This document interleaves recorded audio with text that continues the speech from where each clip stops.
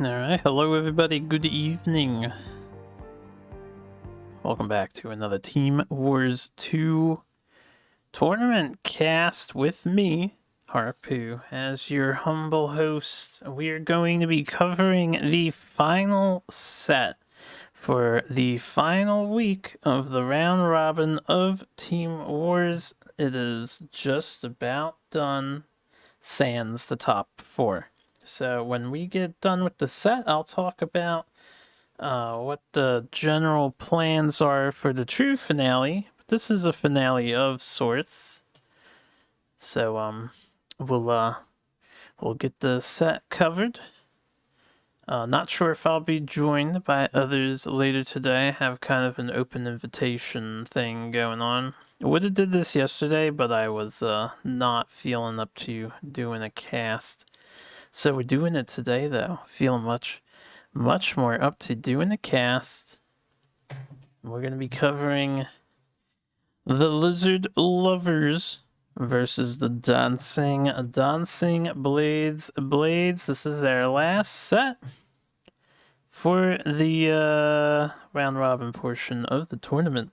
Lizard Lovers, captained by Jay, with Mazer, Solifid, Bladum, Wagnozak, and Faroka filling out the roster. The Dancing Blades, captained by Delicious, featuring Calvin, Solar Pie, Guy Man the Dude, Death Remar, and Fafairs. So, excuse me. I need to get some deck stuff set up. Let me take a look at standings real quick here. So Dancing Blades and Lizard Lovers, these two have fallen behind. This is a honorary courtesy game at this point for both teams. I don't think either of them can make it to the top 4, but they can still give us hella awesome gameplay and some duelist matches to commentate for the evening. Super excited. This was a great match with lots of exciting games. Well, glad to hear it, because I'm looking forward to some awesome duelists for this evening. That's why we're really here. You know, this whole tournament was really just a very elaborate excuse for me to cast some duelists instead of playing duelists. Alright, we've got an interesting lead on both sides for different reasons. As soon as my mouse is doing the double click thing at a rather egregious rate, aka I should probably buy a new one soon, but that's gonna have to wait. I'm gonna need it to cooperate for right now. Lizard Lovers are bringing out Lionar, an interesting choice. I mean, Lionars have led numerous times in the past, but they've been starting to be held on for later. Usually they come in as a hard counter to Songhai. Now, this deck is titled Fast, which is interesting. I don't know what the idea is behind it or the concept, but if you pay close attention, it's kind of like a fatigue list. In fact, I think it is fatigue. Maybe it's fast fatigue. It has some additional end-game properties you don't normally see in your regular fatigue list. We have Pandora. I don't think you even see Dancing Blades in fatigue normally. It's also 55 cards. Yes, I didn't get to that quite yet, but this is a hefty 55 card Lionar list. So the Lizard Lovers are out to have some fun for the final week. I'm sure the same is for the Dancing Blades. We have no Lynx control. I guess there's no Ghost Lynx in here. We have a it's called Control. I do see Saboteur Zenrui and a Dominate Will as a singleton. It's not quite Sabo dedicated, though. Is that a one of? Let me see. I need to zoom in on the big picture. There's a 2 of Entropic Decay. A nice assorted spread of minions ramping up pretty steadily. 55 card fatigue, grade A meme. We'll have to see if it fatigues this Vitruvian deck for fairs. For the Dancing Blades is player 1 against Mazer playing 55 card fatigue. Let me take a sneak peek here. Yeah, so I won't spoil the longevity of this video that I can see, but I hope you have some drinks ready if you're tuning in. This is probably the reason why I saved this set for the final set to be covered, or at least one of the reasons why. Anyway, turtle opener from Mazer, just dropping down a Rust Crawler for fairs using Saboteur turn 1. Getting a 2/3 body out, always preferred, of course. Even if you have to sacrifice their precious abilities to do so. I'm really curious what the overall game plan is going to be here. So realistically, this Vitruvian list is sort of like a mid-rangey-esque list with a little bit of burst potential and a little bit of late game control potential. AKA it can cover some different bases and shift its strategy on the fly. I'm quite curious to see how Fafairs will adapt to the realization that they are up against fatigue. Now, they can see the deck size, so if they're paying attention, there should already be a highly raised eyebrow, I would imagine. And we can see 49 cards in Mazer's deck. Tempest plus Aerial Rift should cement that we're here to have fun. Also, Aerial Rift, so 1 mana cards, they turn out to be pretty good at capitalizing on mana tiles during even numbered turns, because you can squeeze in an extra card to play. I'm actually pretty glad Mazer is listed as the player 2. We won't be able to keep track of how starved Fair's deck is, though. I'll try to do it manually, maybe. Fair's has played 3 cards, right? And they have 5 in hand out of a 40 card deck, which is actually a 39 card deck because of the general. Count the martyrdoms this game. Oh boy, I'm going to be keeping track so much. Well, we haven't seen any martyrdoms yet. But for Fair's deck size, we're at 36.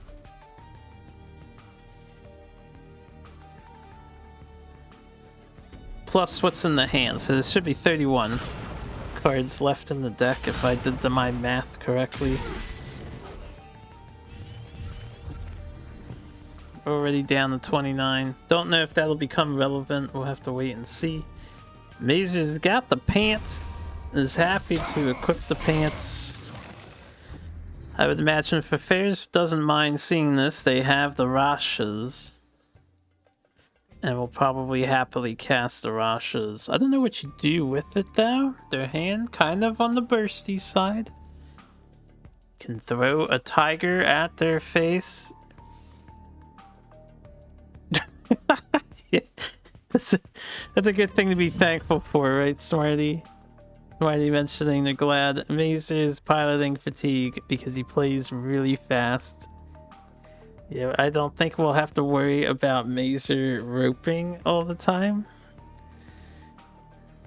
They're probably one of the fastest duelist players in terms of executing what they want to do. Very efficient mind on Mazer.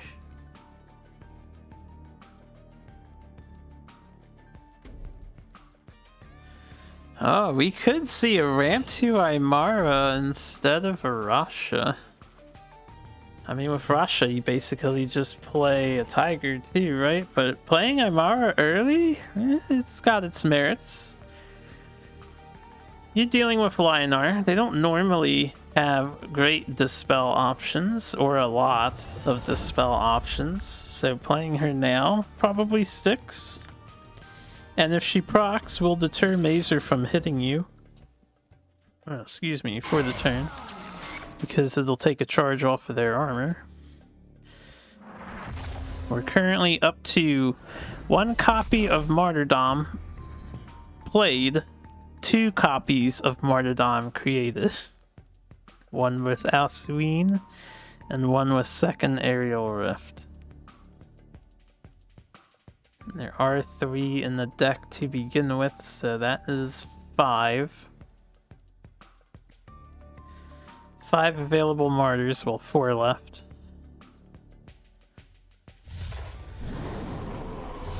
Now, funnily enough, the Aymara play makes this a much better Rasha's Curse on this turn.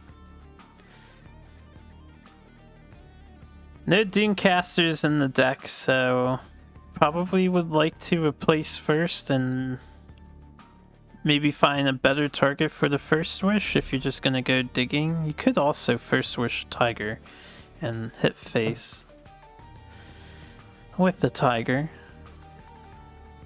I think that's fine.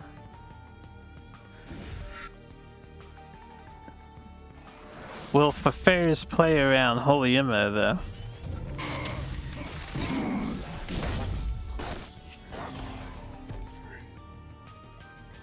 They are not.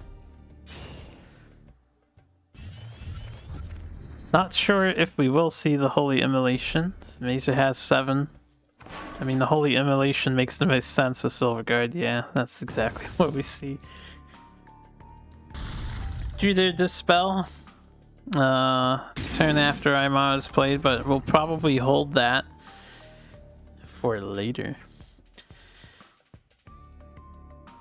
Fafair's has drawn their mind control cards, so they went from bursty stuff, now they have some control options in hand. I do like Scarab. Might be a bit passive of a turn. You can play Scarab with either a Dispel if you leave Silverguard alive, or... yeah, I don't think you want to use second rushes just to kill the Silverguard, but you could do that. If you don't want to play Scarab, though, I guess you can use your Tiger and Blood Tear to clear, and then I don't know what you do. You're assuming Zir is somewhere in this 55, so that Dominate Will is just going to be held for a while. I think that's a reasonable target to assume is present. As a matter of fact, it's a little more present than you might realize at the moment. I wonder if Mazer and the Lizard Lovers think you have any control cards at all. I'm a little surprised at this turn. I feel like the Scarab was a lot more threatening than just one Silverguard. I would have gone for development. We do see, I know there's a copy of Martyr, and you guys are aware, there's a copy of Martyr. So Dancing Blades probably didn't want to just play Scarab to die. They know there's a Martyr in hand. They're gonna have to stem this Provoker Swarm as another Silverguard drops down. But if you don't get the Martyr out of hand, yeah, it gets thrown away. I think it would have been worth for a 7 HP heal on the previous turn. But Scarab saved for later. There is only 2 Scarabs, so they are a bit more precious. Maybe you can bait out Martyrs on something else.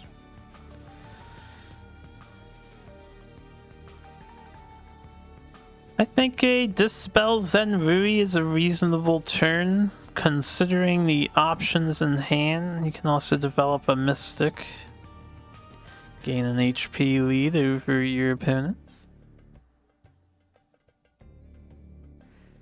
Mazer's hand filled with healing, so probably going to be looking to just clear stuff on the following turn. There are Sunrisers in Mazer's deck, so they could be conservative with their healing to a degree if they would rather fish for a Sunriser to proc. Kind of surprised Mystic got exchanged there just in case Sunriser was drawn.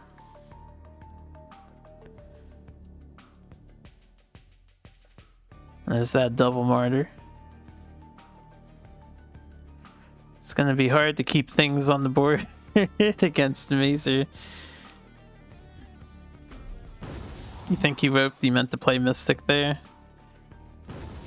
If you have an inkling that you're up against not only Fatigue, but you saw it's a 55 card deck, I almost think it's an okay idea to not play Mystic there, so you draw one less card. Well, you did Dispel, so you still drew two. I guess it doesn't matter. In that case, never mind me.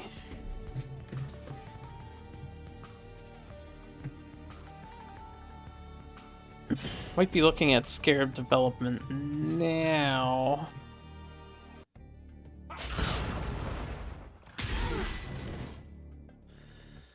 So, not bad to put it down. Again, that's basically saying, hey, heal me for 7, my opponent, please and thank you. And 5 mana heal 7 is almost as good as a 4 mana heal 8, Earth Sphere. Plus your opponent plays a card.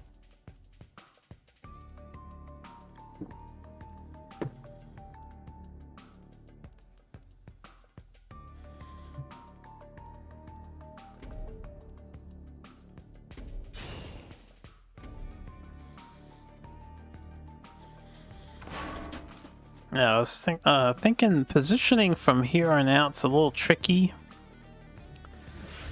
The Mystic being sent forward just to protect Xerix from some additional damage.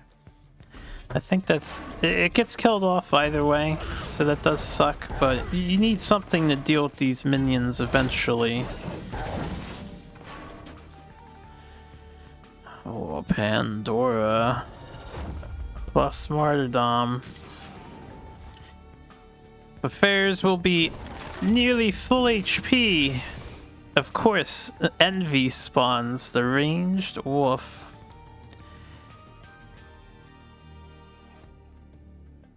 A very good Pandora spawn for Mazer. That's gonna be potentially forcing a double Dispel. Well, I guess you don't have to double Dispel. You can consider an Entropic Decay play here. This is giving you borderless flashbacks. I wonder if you actually want to Dispel Pandora and then Entropic the Rejuvenator and Wolf because you hit 2 targets instead of 1. And then Zenrui can sacrifice himself for the greater good.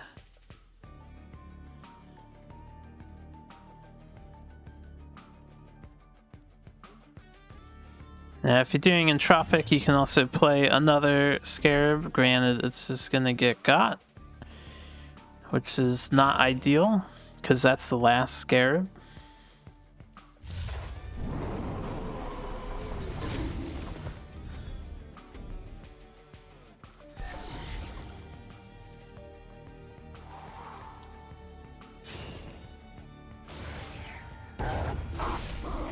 A pretty good clear though, very nice turn off of Fair's part.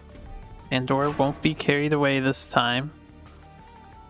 Third Martyr, getting ready to get played by Mazer, probably will be copied. I have not kept track of Fair's deck size, by the way. I think they're around 20 cards.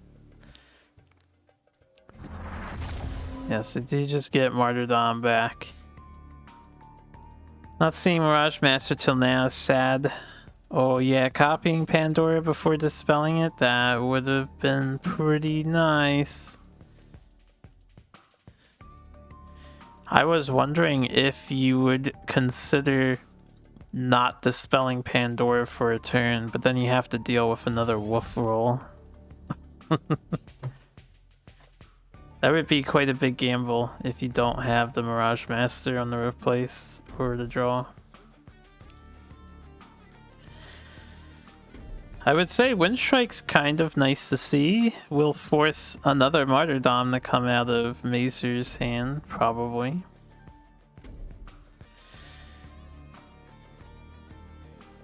The Fair's in a tricky position. You may want to consider being unnecessarily aggressive here.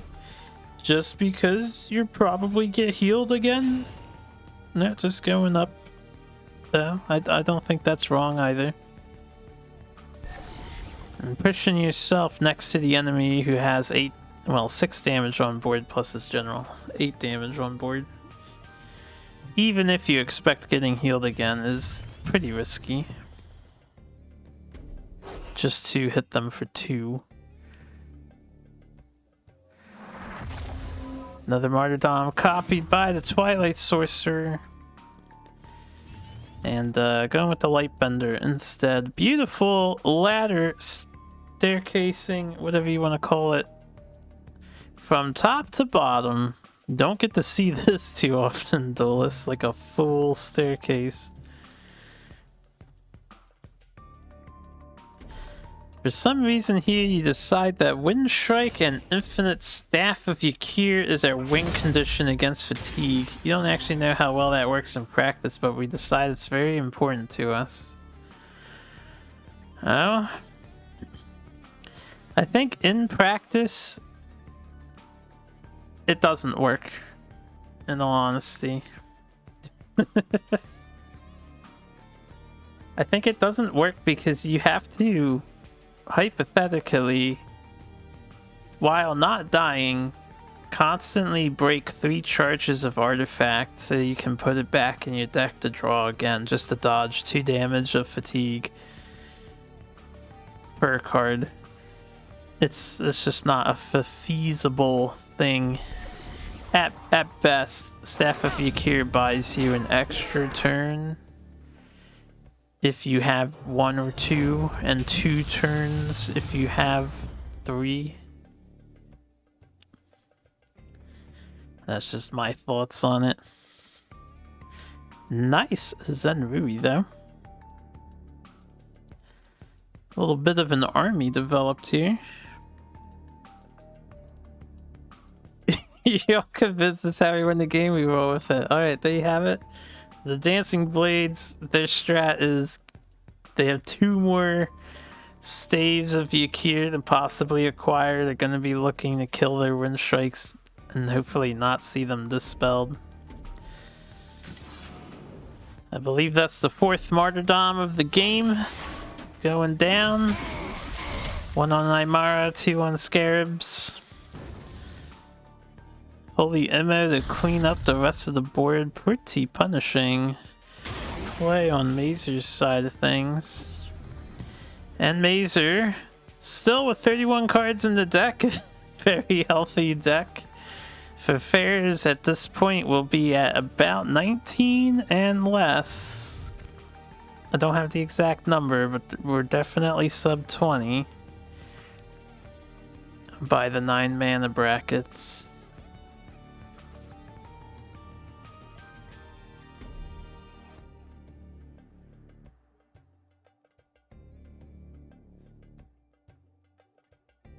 This is a tricky turn.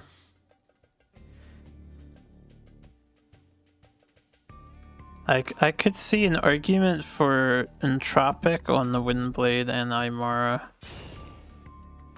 I guess that's not happening though. Rasha's? Oh man, you can see the armor in their hand now.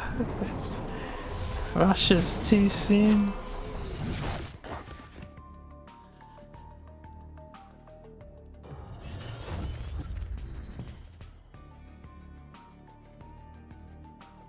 Oh, Lightbender with Martyrdom number 5.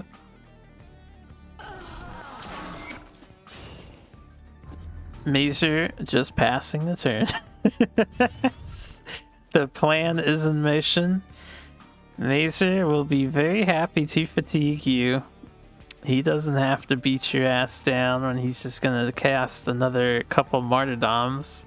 There are 5 in the stack for the Twilight Sorcerer to pull out.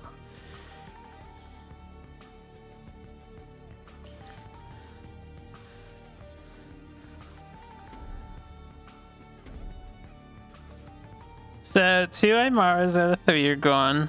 1 Shrike out of 3.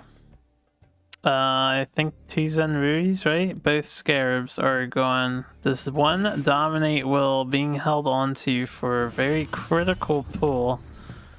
Probably looking for another Pandora or a Grandmaster Zir, as Delicious has mentioned.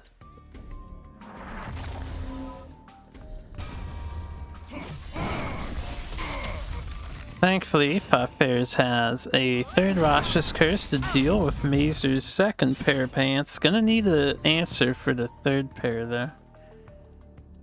Should have come up later.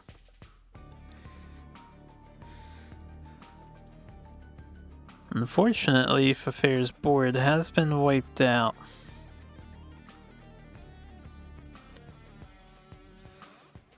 I find it interesting that Mazer has been keeping Pandora behind Argian, or on the same line as Argian. And back 1 space on top of that. She's just kind of there as an emergency pull-in, I suppose.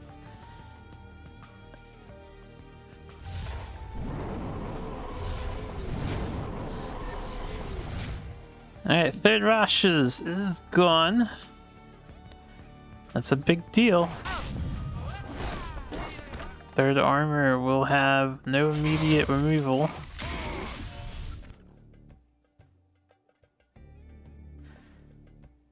Third Aymara coming down. Might actually get some value. Surely this Aymara won't be martyrdom. If you've been doing your math, you know guaranteed they have an extra martyrdom in hand. You don't know they have 2, but you know they have 1.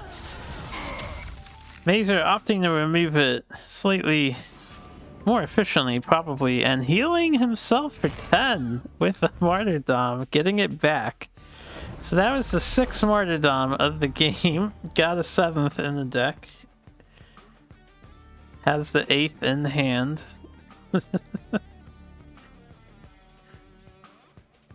I'm glad you told me to keep track of the martyrdoms, because, yeah, that's a lot of martyrdoms.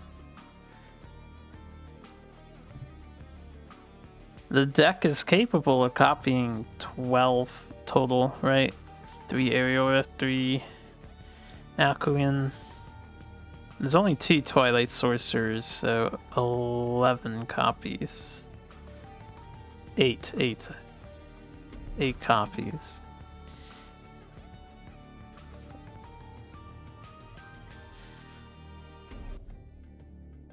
Double Strike could be an idea.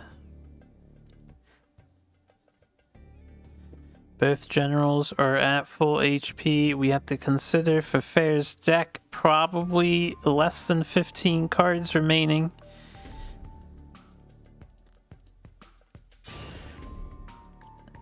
You know, funnily enough, Mazer's deck down to 25 cards out of 55. So has spent 30 cards.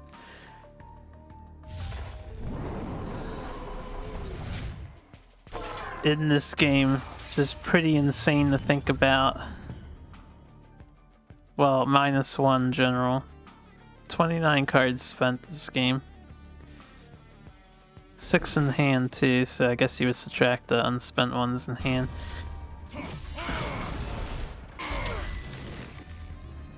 Alright, the pants are on. This pair is here to stay. Mirage Masters can copy this Windstrike. Probably just want to play around Holy Immo again or something.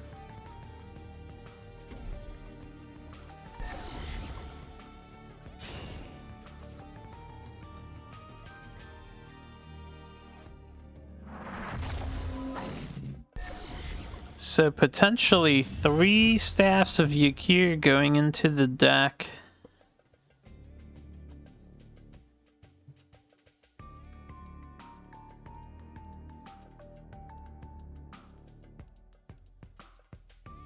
Martyrdom number 7 getting played.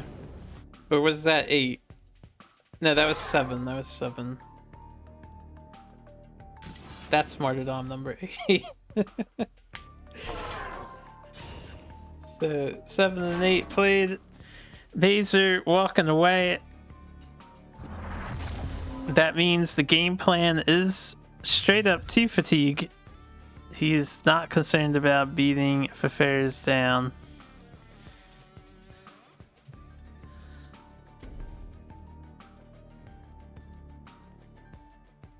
So there's still 1 wind strike in the deck, I think. If they find it, they could copy it one more time for another 2 Staves of Yakir.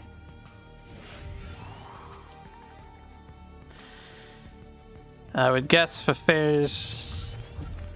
Oh, all of them were played? Well, yeah, the first one was dispelled. And then the second one was played, and the third one there was copied. There was a Mirage Master. I think there's a 3rd Wind Strike still. Mazer laughing as he Tempests and uses a defensive Dancing Blade. Did you do the second a few turns before? Damn, I don't even recall it going down. Alright, then they're all gone. They're all gone. First Wish, kind of a dead card. 3 staves are available. As soon as these get broken and go back in the deck. Makes for a good clear on the Dancing Blade right now. 3 staffs, how can you lose?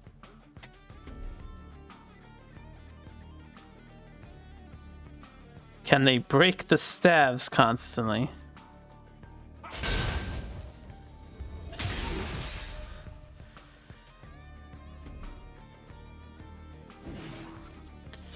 So I was gonna say, this is a kind of a forced turn of playing things.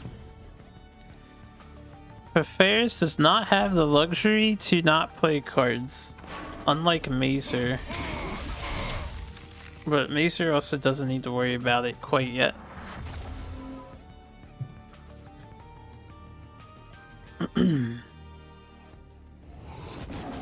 Nice. Sun Drop Elixir healing for only 2, just a proc Sun Riser. And a Silver Guard going down as well.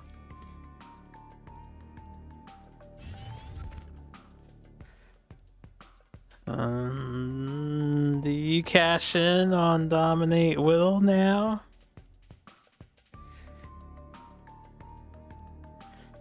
It's not super worthwhile. Before the Mirage Master was replaced, I was wondering if it would be worth it to copy some Silver Guards and just dispel the Sunriser, but maybe not.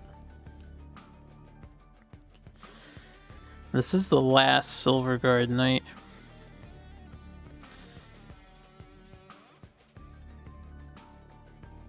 Fafares is in danger of dying. So if they punch Silver Guard with an artifact equip, there's 7 damage on the board, 4 in the hand. That will be lethal with no healing from Fafares, so I think they need to copy or steal this Provoker, or they may lose. They're gonna hit it. Taking Sunriser instead. Mazer 2 off lethal does have Tempest in the deck, only needs to draw a Tempest. Doesn't even bother drawing, just does circle if Windblade Adept. Perfectly content not to replace for lethal. Keeping Windblade on the bottom so it's out of range of the Primus Fist makes sense to me.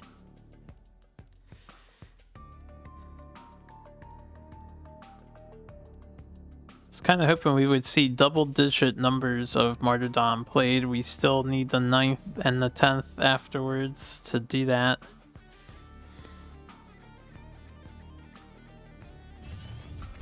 These Mirage Masters will never see another Pandora. Yep. And for all you know, they only have a 1 of Pandora crammed into this deck because why not?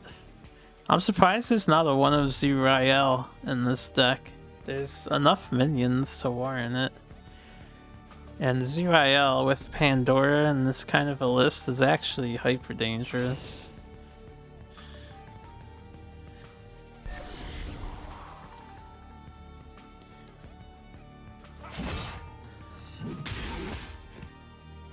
Alright, Mechanist getting rid of the Zeal effect. Well, not really, but Pseudo getting rid of the Zeal effect of the Windblade with the -2 attack.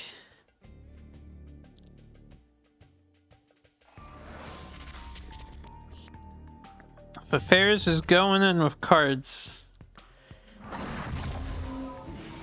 The final gambit, and they must overwhelm Mazer right now. Because they're running very low on cards. Unfortunately, Mazer has a Holy MO. And the front line wasn't sturdy enough. Alright. Very, very well played though by both sides, I think. It was a nice healthy half-hour game for game 1. In fact, I was so into that, I didn't even bother to do the marking in advance. Vitruvian's gone down though. So who do we send in to deal with 55 card Lionar Fatigue? Oh, we're sending in Lizzie Magnum too.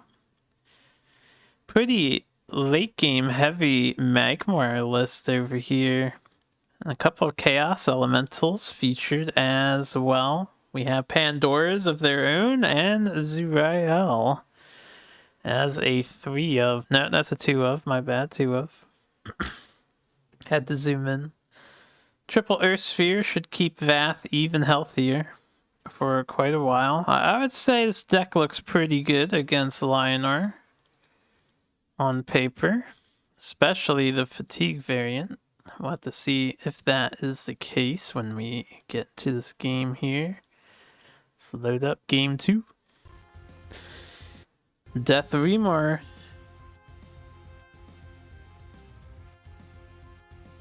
Holy MO in the top 40 cards of their 55 card deck. Nice hack. Yeah. They definitely didn't like go through almost all of their deck. You gotta give credit to Affairs.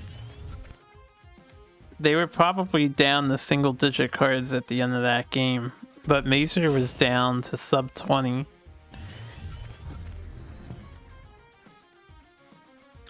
You're just playing around Fatigue, missing turn 1. Yep. Turn 1 pass. You gotta love turn 1 pass. Not even that bad though.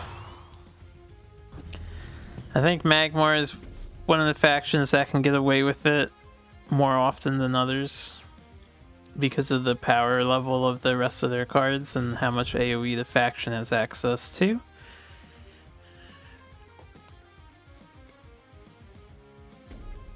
On this turn, just a boy. We got the boy. Denying the mana tile.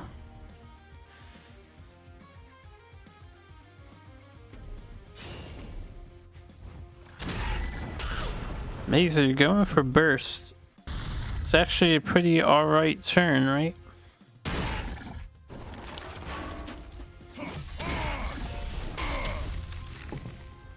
Eight damage, just a casual spiral technique on turn 2. That also cleared your 4/4 at the same time. You know, no big deal. No problem with that. I see nothing wrong here. Death Remar can do 3 and 2 to clear the Mystic. You get a Chaos Elemental out of the deal. You could just ignore the Mystic and develop a Veteran Silithar too if you want. This makes use of the monotile you pick up, though.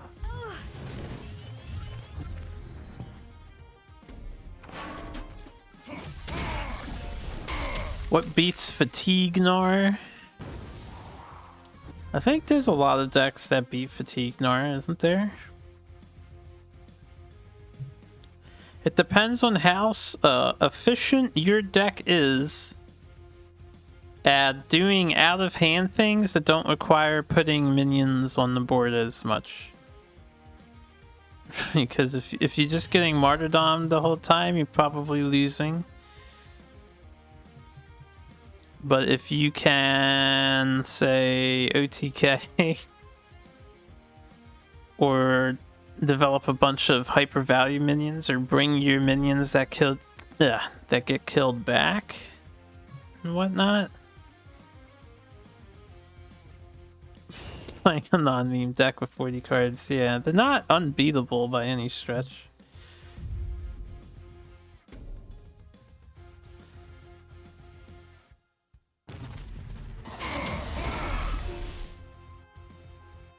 It may take a little bit of finesse, though.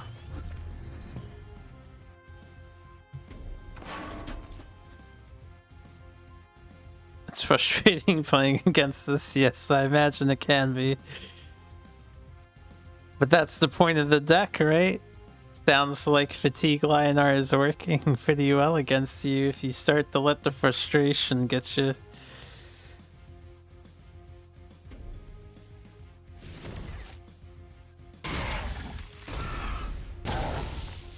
Going for the full clear with a Tempest play. Probably Healing Mystic also, yeah. I think there's a lot of people that share that thought. I wouldn't mind Martyrdom getting a slight nerf.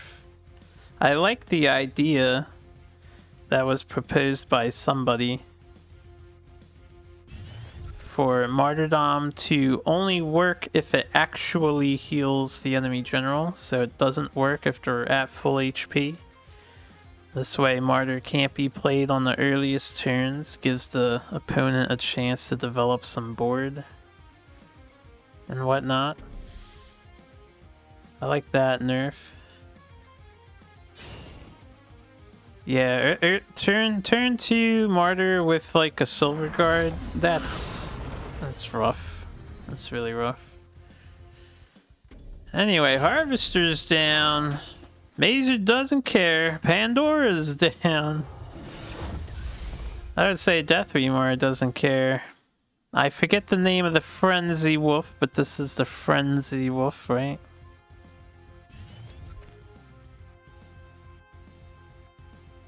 The orange one. It's because this one's name isn't based off of one of the sins.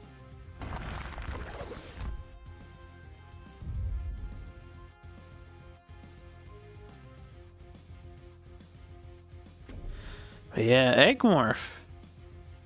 A card I talk up a lot because it's disappeared from Magmar lists. In Team Wars, largely, I still think it's a good card, and if you're playing Spirit Harvester, here's a great reason why Egmorph is an awesome removal card.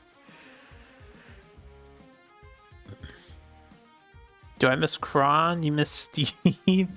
Steve was the T2, or I forget which one was Steve, but yeah, I remember the meme.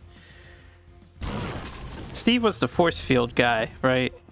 Because everybody loved the force field guy. Mazer's passing turns. Fatigue in a nutshell.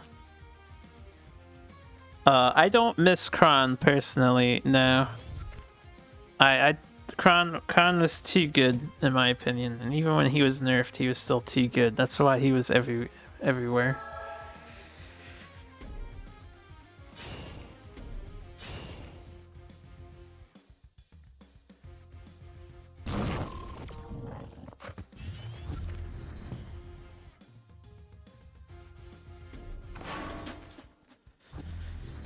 Alright, Mazer buying time. So Mazer has a Martyrdom If they're just replacing cards, I think they're literally just waiting for Death Remar to maybe play cards. If you're Lionor in a fatigue matchup, as long as your HP is tied or greater, you can create this situation, right? This stalemate. So long as you're able to trade blows with the enemy, you don't really have to do anything. Very exciting gameplay indeed. Imagine commentating this. It's not easy. We have to keep it exciting and thrilling. Like, oh, what will Death Remar do? If I was Death Remar, I would hold position or take center and look for my Elder. But before I play the Elder, I would also look for my Zurael. If Mazer's just gonna pass turns, I would fish for my Elder and my Zurael. And then Mazer will probably lose. This is okay too. 2 veteran Silithars is a lot of pressure. Unfortunately, Lightbender Holy Imma is like the perfect answer to that. Double veteran Silithar just got completely wrecked by Lightbender. And Spirit Harvester helping to make the Holy Imma lethal.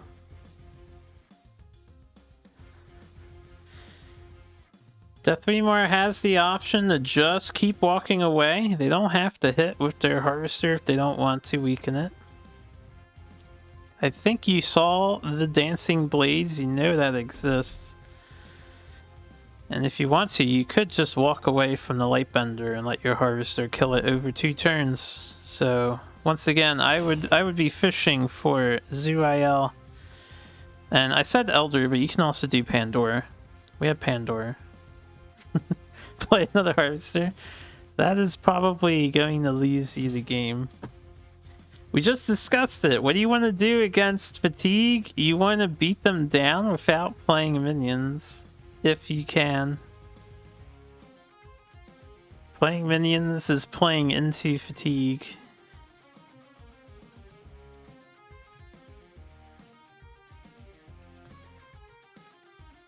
Oh, we're going all in. Lady Lock play with Mercantor. Doing damage, so this could be good.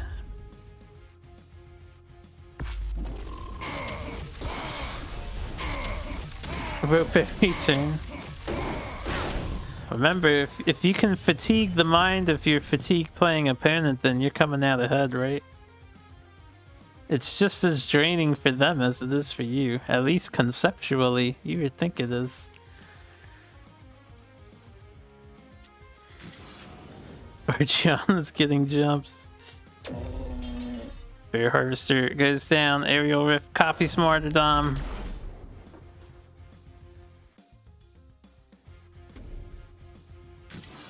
Phalanx Art goes down. Lightbender gets a value trade here.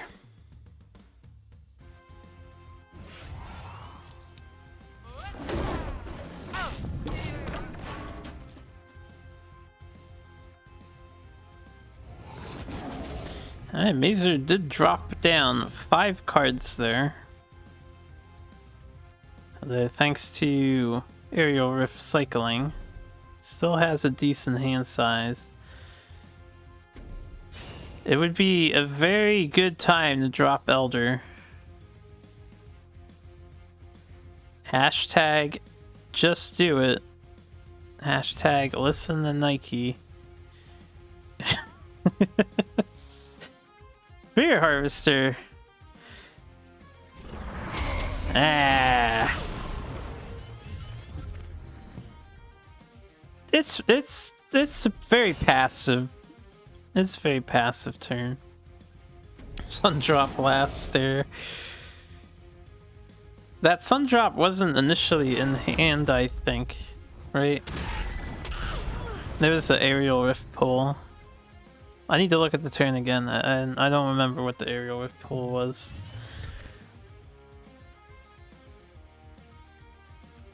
But yeah, the Alcuins are now copying Sundrop elixirs instead of Martyrdoms, which could be a mistake. Mazer might have been a little bit afraid of death when they went down to, what, 11 HP?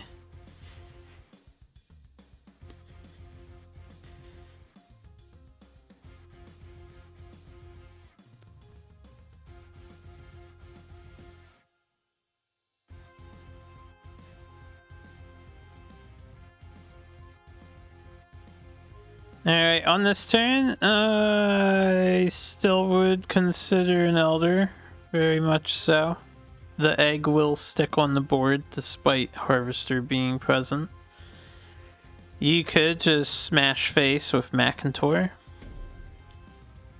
The Rust Crawlers, I noticed, were hesitating to replace them. No Arclight Regalias have been played yet. They could come in handy in case Mazer does a double Arclight turn. Death Remore actually held back from playing a card there. I don't know what Death Remore's deck count is like. All I do know is they still have Zuriel, they still have Pandora's in deck. They should be well off enough. Scared of Immo. Fine to be scared of Immo. Even if Immo was to play, I think Elder probably should have been played there. Mazer back on the fatigue control. Martyrdom is on the stack and in hand.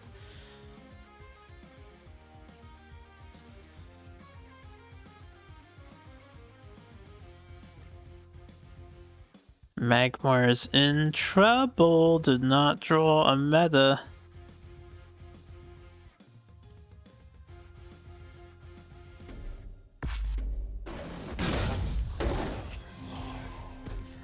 Still at a healthy HP threshold overall, but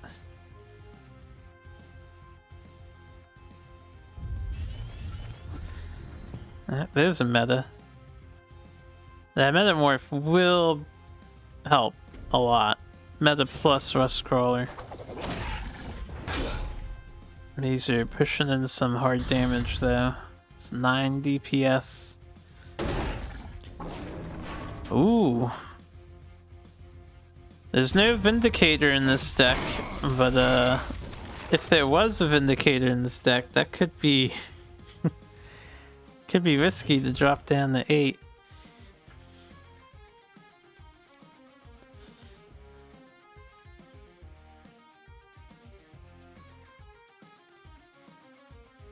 So I guess we'll see meta.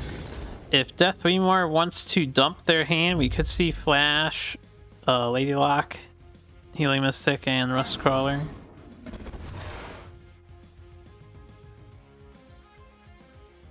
Actually, I don't think he can do all of that, right?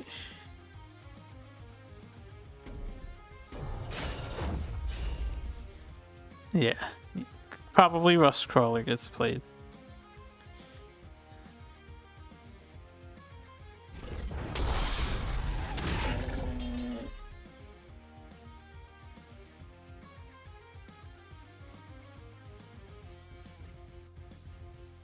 Where do we put it?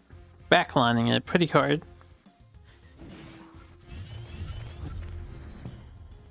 The Magma is still a Magma until the end of the turn. I might have put the Rust Crawler behind me because, yeah, you get provoked on the corner. Putting it on your corner is kind of weird. It's gonna not be able to do anything.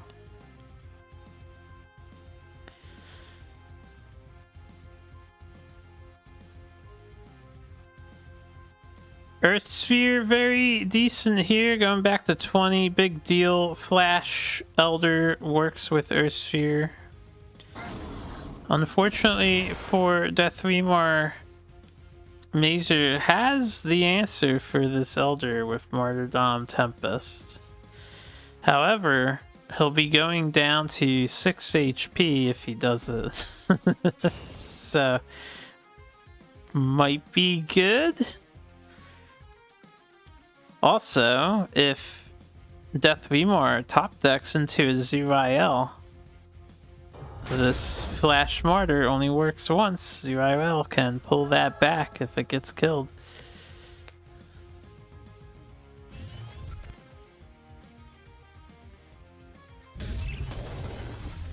Gonna have to replace for one of them. Healing in the Rustcrawler though, pretty good for Death Remor. They're generally in a decent position. Mazer has to make a call here.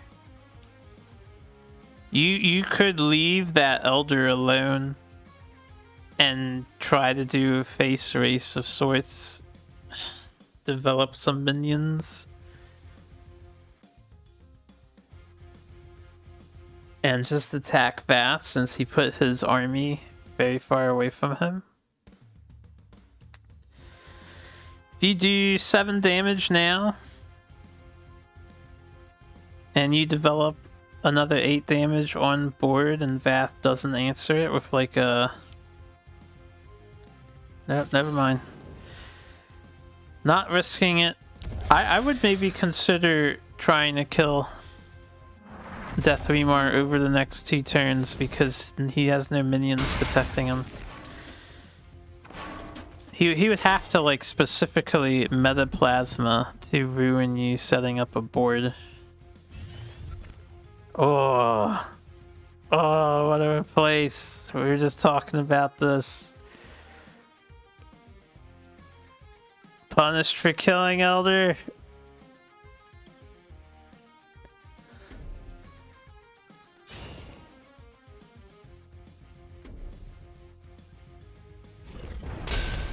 Yep, being smart. We're throwing in a Rustcrawler. Why not? Get your Rusty back too.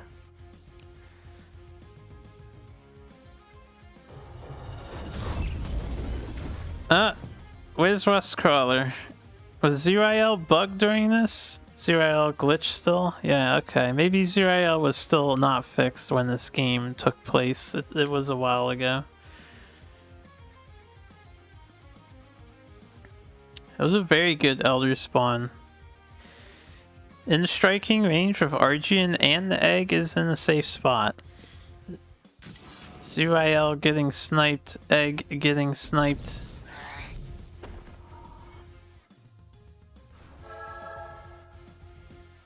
Rustcrawler going down.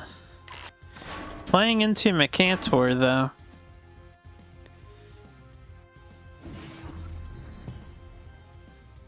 Well, two drop Mecantor can walk into that opening.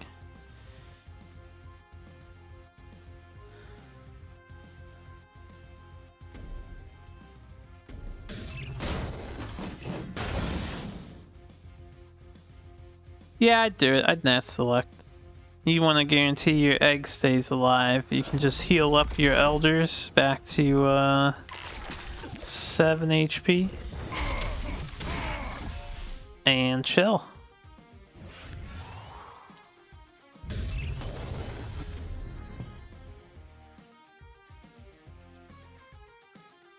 Mazer actually throws Zier away. I was gonna say it's a tough call. Mazer has to either let this egg develop or answer it every single turn, which is gonna put him in danger. So I think that's it, right? Oh, almost. Nat Select blocked by egg. Never mind. That'll be it. Now you can just egg morph. You could hatch your own egg for style points and then Nat Select Silverguard. Or you can just egg the Silverguard and be boring about it.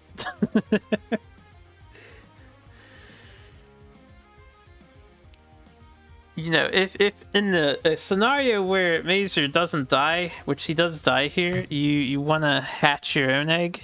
Because your thing will have rush, then you can also kill the Dancing Blade for a full board wipe.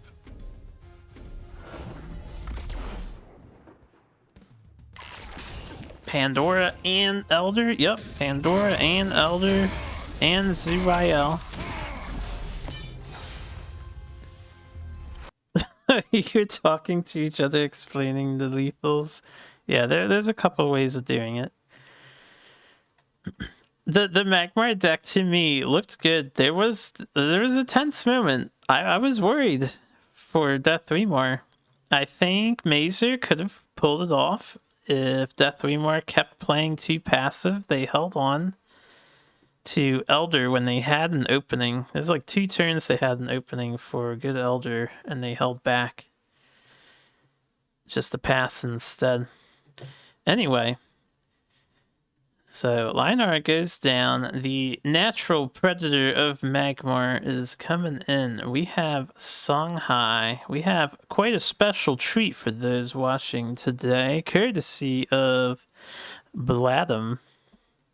Ski-High at home, or Sci-High if it's Scientist High, I'm not sure, but it's Backstab Mask High. Yes, we have triple Mask of Shadows with Artifact Hunters, some Twilight Sorks to copy juxtapositions and inner foci, I assume. Only 1 Silhouette Tracer. We also have a couple ranged Cyclone Masks to go with the package. So this should be fun to see. Now, Mask High, not as guaranteed at beating Magmar, of course, once that surprise factor is revealed, depending on positioning, could determine the ultimate outcome of this, not as one-sided as Spell High tends to be. Magsad, aka Bladum, playing the Songhighs.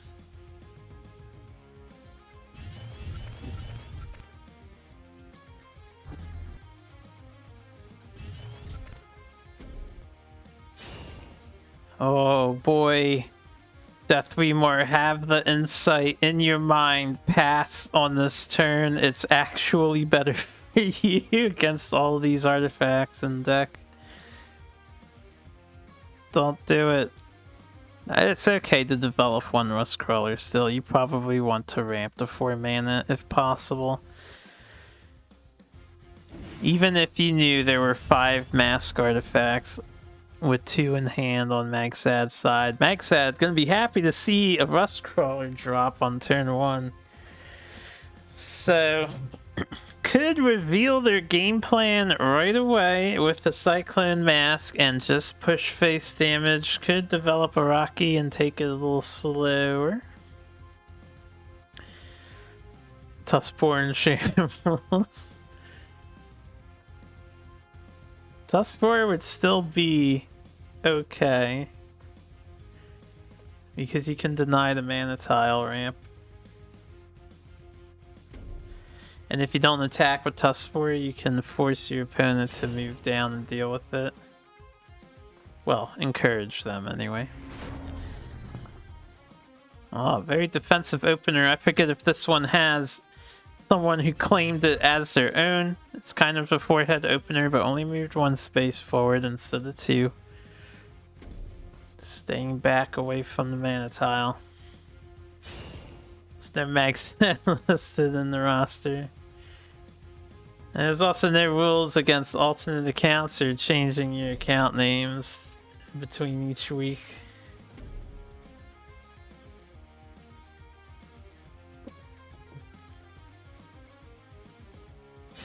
Playing around lock. Would that play around lock though?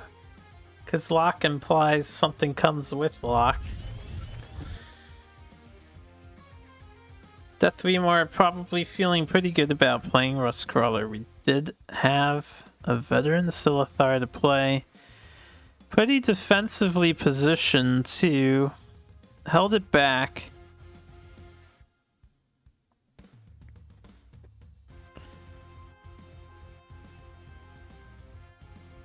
I might have put it on the center tile because I don't care if Araki trades into it. That's just me though. I can understand holding it back though.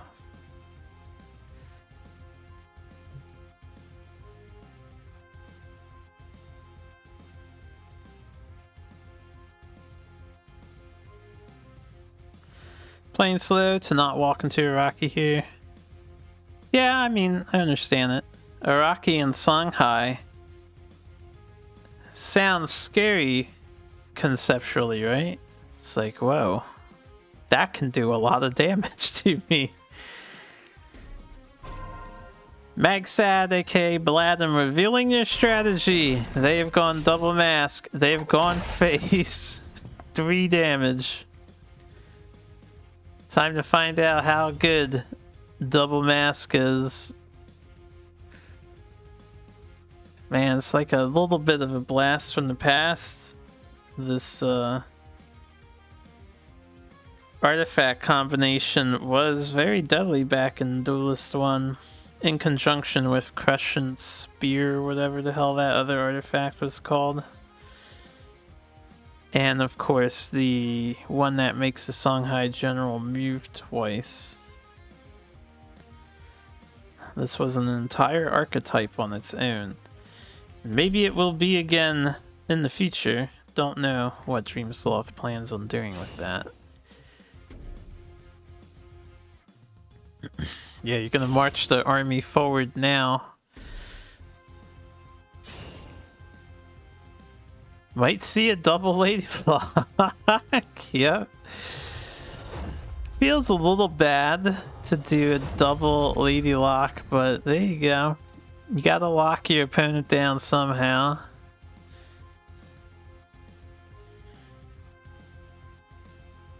More support for Mask of Shadows could be cool. I'm open to more support for Songhai's things that aren't out of hand, unpreventable damage cards.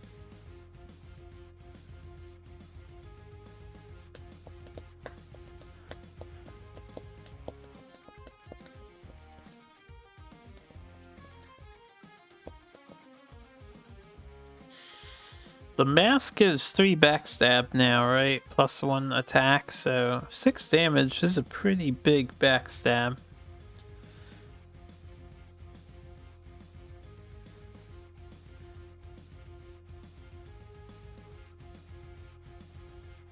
Now, with that in mind, Bladem in a bit of trouble here.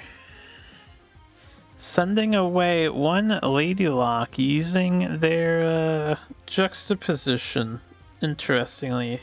No, I guess just to get it back, and then they can do a second juxtaposition here if they so desire.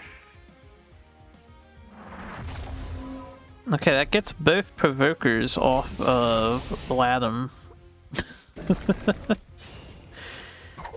And a free kill on Silithar, veteran. It's using your noggin. Granted, it wasn't the greatest turn in the world, but it was fun to see.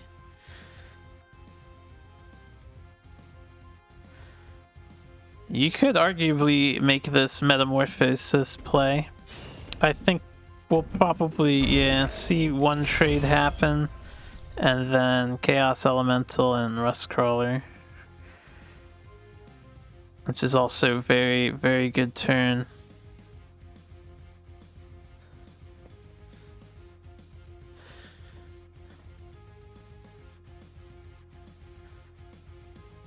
Bladem only has the 1 Silhouette Tracer to try and run away from this situation. There's also no, what do you call it?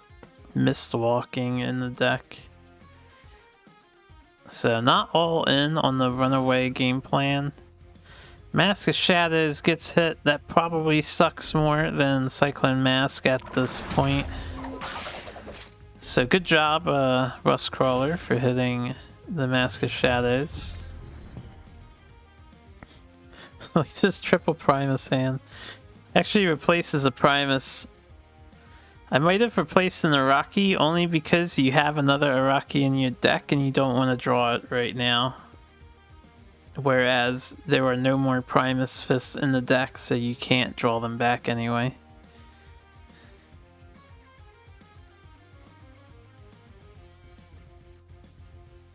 Tuskboar might help. I don't know where you send it, but it might help. You could sacrifice Tuskboar into the Lady Lock that's provoking your general, so you can get a ranged attack off on something. Twilight Sorcerer makes a good trade. You think you were saying play Rustcrawler behind general because you were expecting the deck to be all in on teleport shenanigans. That's a fair expectation to make when your opponent equips both of these masks on a single turn.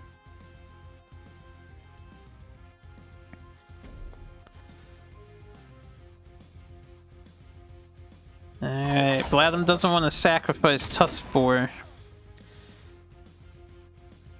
Maybe. It might be hitting this Chaos Elemental instead. Alright, it is hitting the Chaos Elemental.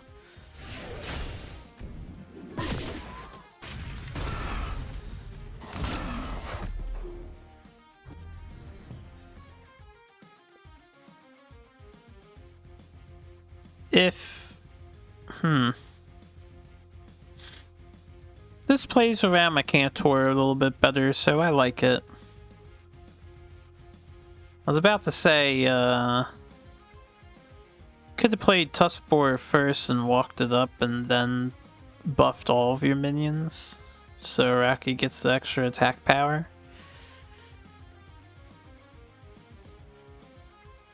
But that would leave you, that they would all be in Macantor range doing that.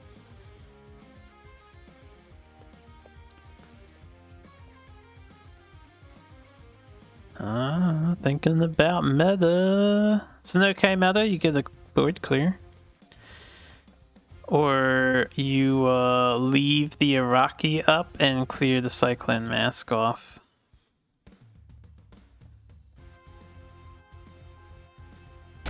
I imagine Rustcrawler that's healthy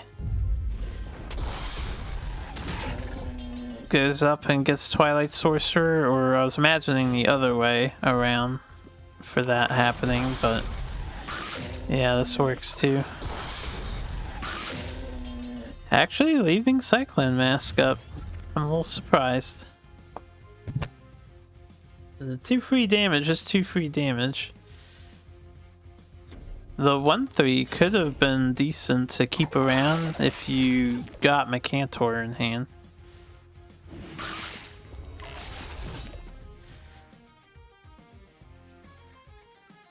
It's a nice clear for Bladum though. He can keep his mask around for a while. This could be a big mistake on Death Remor's part.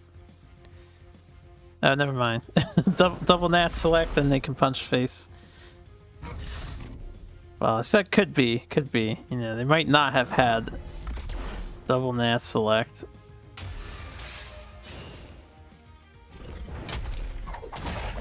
Protecting their butt. Appeal Mystic, good idea, considering what you're up against. Well, Bladum can draw cards, either get their juxtaposition back or look for an artifact. I don't think you play your Tracer yet. Don't need to.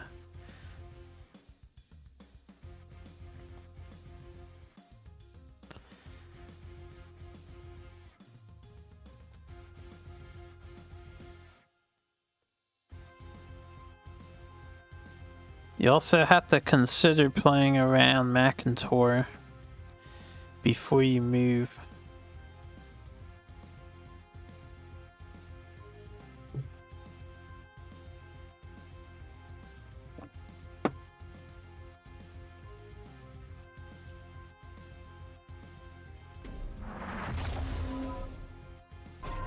Get some Mask of Shadows. That'll help deal with Healing Mystic. I think a Cyclone Mask would have been not great there. Juxta didn't really do anything for you either. Silthar Elder developed. Well, now Juxta's pretty good right now. You can see why I gave it to him time slot. Yeah.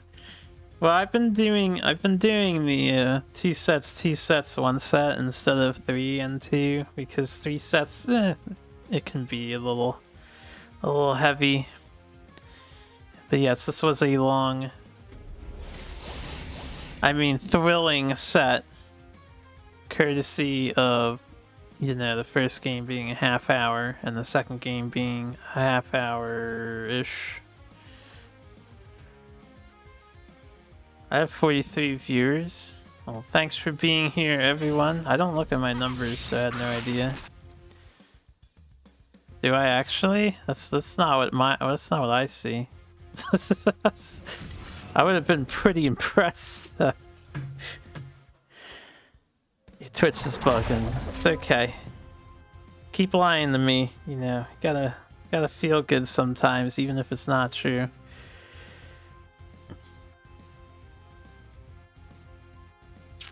Man, that double juxta cleared the egg, got the behind Voth, did some damage for free. This is suddenly looking really bad for Magmor. 36 decoy ults are logged in. Excuse me. I think if you play Mercantor, you lose. Might want to consider Egmorph healing. But there's also no way to get out of backstab range. So you need to block the backstab. Egmorph and Spirit Harvester might be the correct play. Because this doesn't kill any minions, but if you did Egmorph and Spirit Harvester, you could have killed one of them. Hey Calvin, thank you very much for the raid. We're watching your set. Welcome on in, everybody. Is that alert? The raid alerts are so delayed.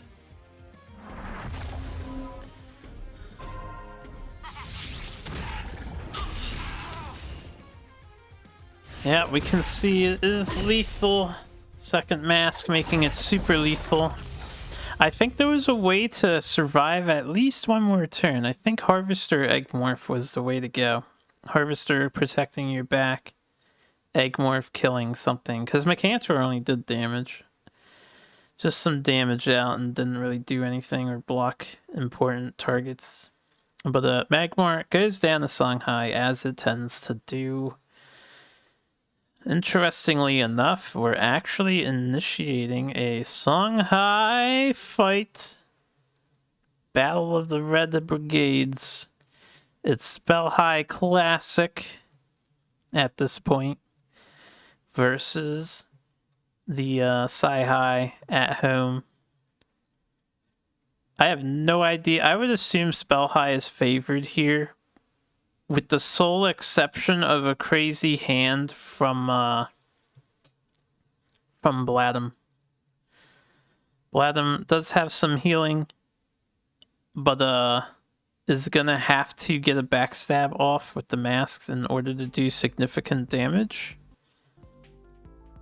Does have some sturdy minion options available to them though, so we'll see. Nothing set in stone.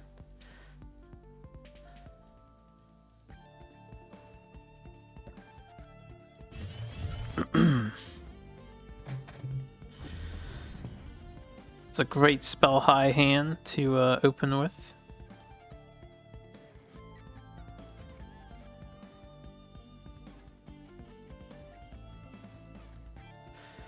This is a better Spellhai hand to open with.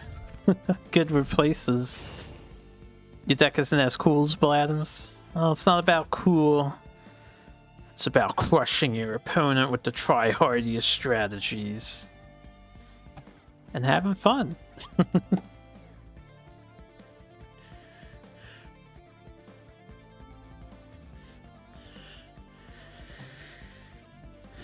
Ooh, Center Mystic.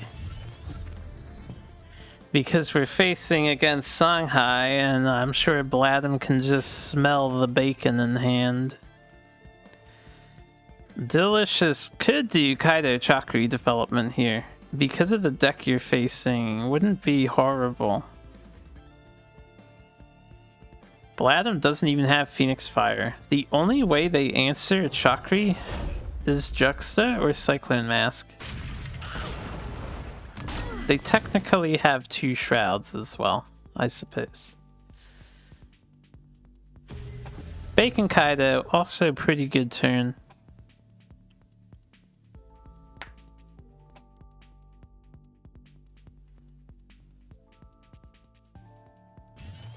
Going to be very awkward for Bladden to deal with this. They have to pass! Ooh. Oh, that's disastrous. Passing against Songhai? Delicious can get carried away now. You just develop 4 wins and that's still a remarkable turn. If you really want to be greedy, you could Heaven's Eclipse. You can actually take all the mana and just send the Boar Face. Keep Kaido back. And then Heaven's Eclipse after you play Boar. Draw a bunch of spells. So a lot of options available for Delicious despite only 3 cards in hand.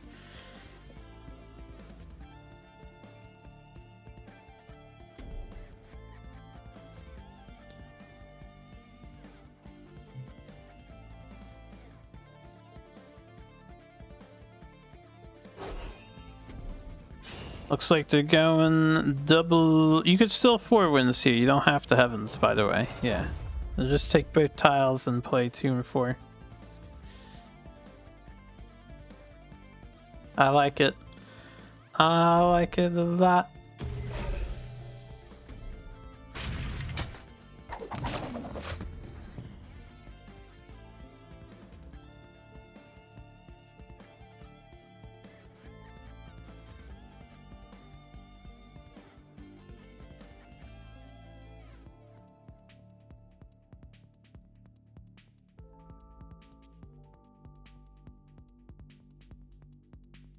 What do you do as Magsad here?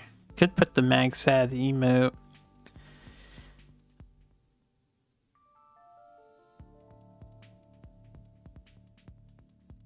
It's like the inner focus on the Rocky doesn't really help you. I guess you could kill Tuskboar and develop a Rejuvenator. Hope things turn out okay for you.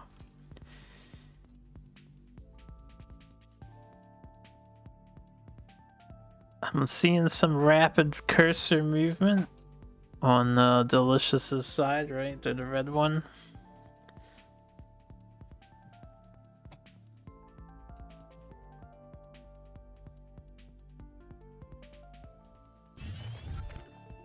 Well, now you're definitely playing Rejuvenator.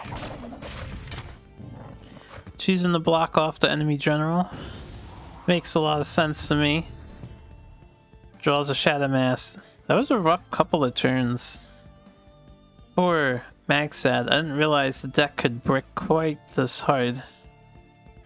Granted, you know, Tuskboar answering your turn 1 minion sucks too.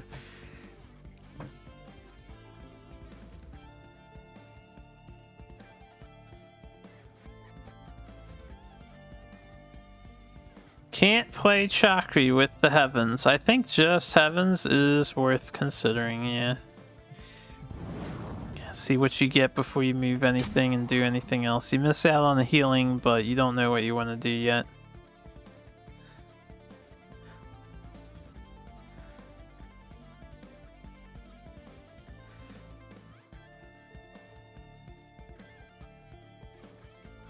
You could do a lot of damage if you just go all in. Since this is a Songhai match, you could I was gonna say juxta and displace your 4 wins to hit face. I like this turn though. Gets a clear in with Kaido and still hits face with everything. Do you hit with 4 wins or not? You could add on the 4 too. So that'll be 13 damage. Missed 1 heal. That's okay.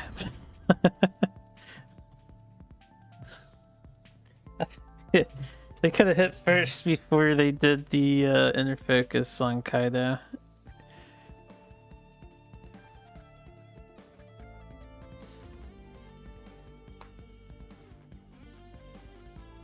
Yeah, I think, unfortunately, Vladim's just kind of screwed.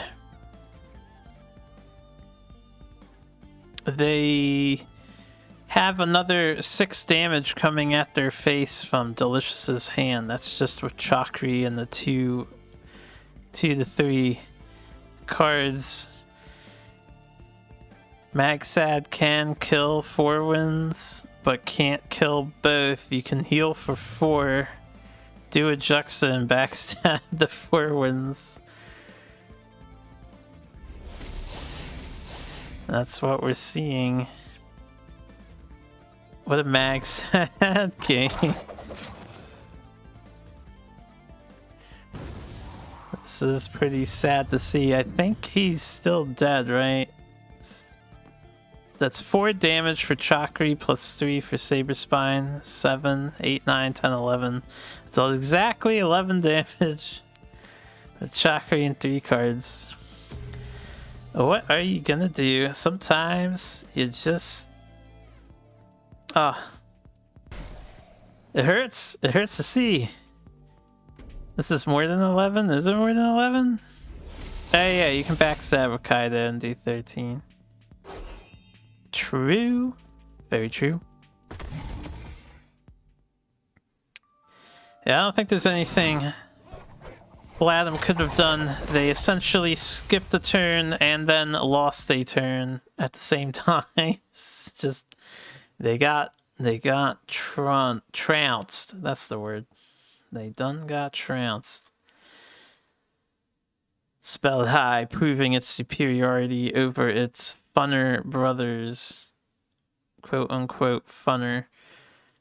So we have Abyssian coming in next.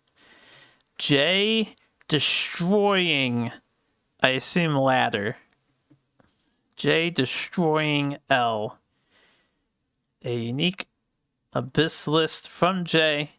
It's kind of aggro, but not wholly aggro, you know? We have Fire Spitters, we have some Wings of Paradise, we do not have Flame Bloods, though. No Dark Seeds, no Shadow Reflects. There is Deathfire Crescendo, however, and a lot of Nether Summoning. Very interesting Abyssian take. Don't think I've seen someone quite bring this before. Healing is at a minimum, so this will be quite the feisty battle, I think, between Spell High and this Abyss list. It's gonna be probably really aggressive. Let's find out. Jay playing Abyss. High's deck costing 666 is so poetic. Costing 666? Oh, right, because it tracks the like cost of the deck, right? That's a funny irony.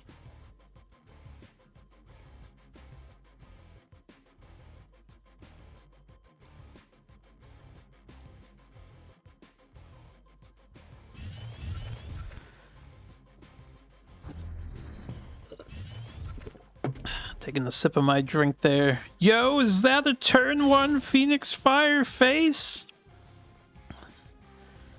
It's tradition, Delicious. That's right. Good luck, have fun is dropped. Phoenix Fire face initiated.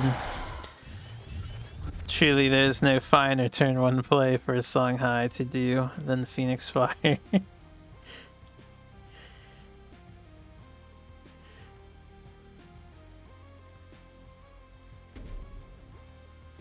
Like flinging an insult. IRL. Jay probably doesn't care too much. We'll develop Primus Fist somewhere. Actually, not sure where he wants to go.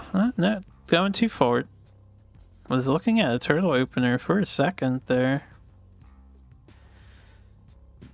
Frontline Primus.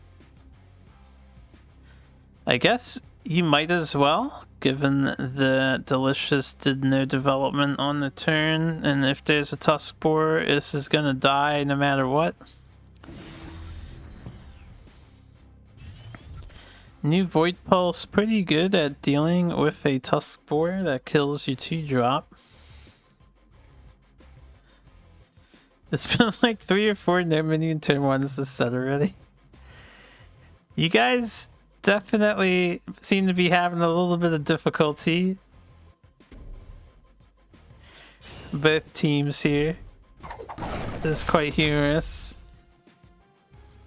An off day, perhaps. And we just have a Lantern Fox with a punch on the Primus Fist. Put a little damage into that 2-drop body. Not a bad turn. It's alright. Jay's gonna be looking for... I mean, maybe a Dispel if they don't want to give the Phoenix Fire away. They can kill this Lantern Fox and only donate 1 Phoenix Fire and just develop a Rocky if they would prefer to do that. They could fill their hand out too if they want to do that.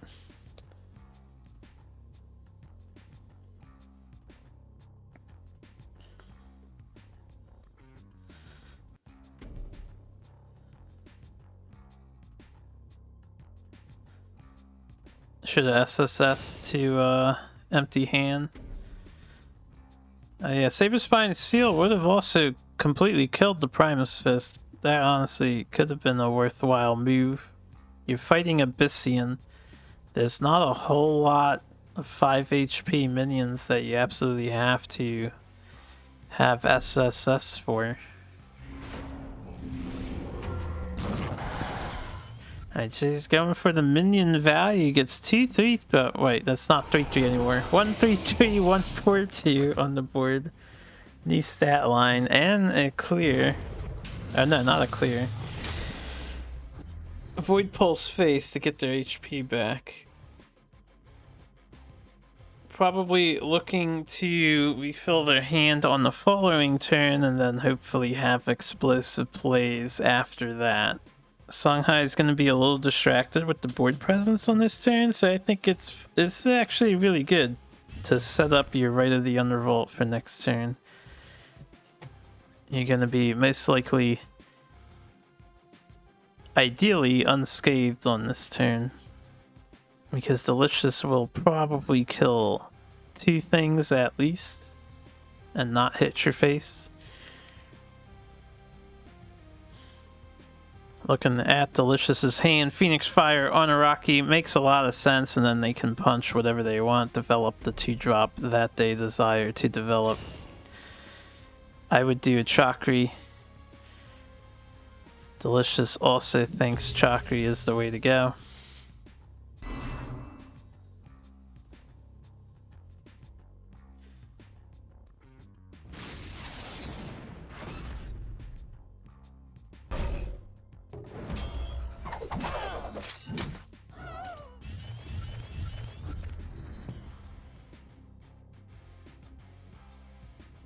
Alright, Jay was looking to write first. I see no reason not to just play one of your cards in hand. Maybe.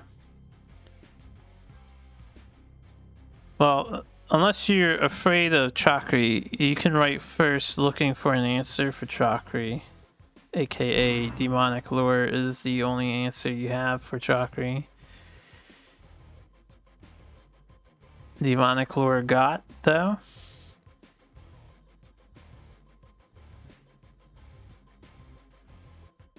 Shroud would have also done the trick.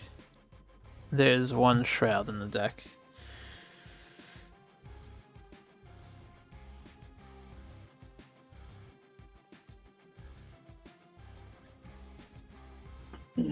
This clears Jay's board though. And he takes some more damage. But a necessary evil, we have to respect our Chakri avatars. Our opponent's Chakri avatars, I mean. Because they are scary, very hard damaging, And we can see from Delicious's hand, it would have done a guaranteed. Was that 3? So 7, 4, 11, 14, 15, possibly 18 damage if he played every single spell, which he could have done. That's a lot of damage.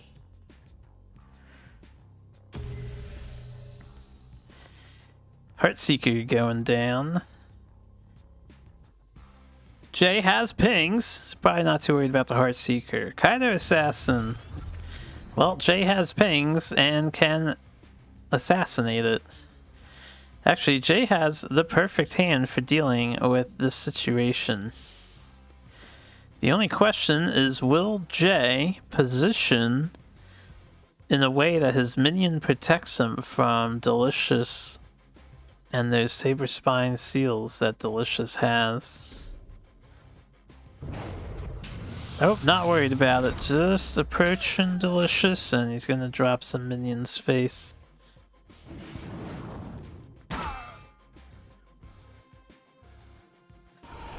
Yeah, you can't really play around it, right? You gotta get your opponent to spend those cards eventually.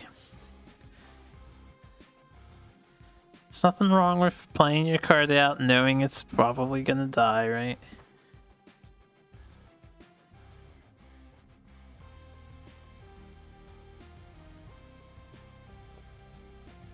So 6 damage with the minions here. Jay could be brought down by quite a lot of Smork with a Lantern Fox development as well.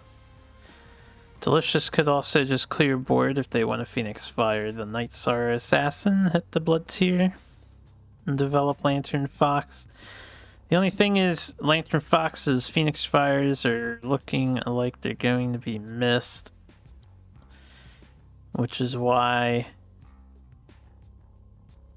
I would maybe consider Saber Spine face, play Lantern Fox, and then Phoenix Fire Night Sorrow just so the 4 damage is off the table. You could go all in face though if you want to. You could also do that. You could waste the juxtaposition. I mean, I say waste, but I guess it feels kind of wasted. It doesn't get the enemy minion away from you. You're just trying to burn a card, though. I don't know if I would have done this. So taking the 4 damage, giving 3 to Jay, I would have done 2 or 5 to Jay and not taken 4 damage.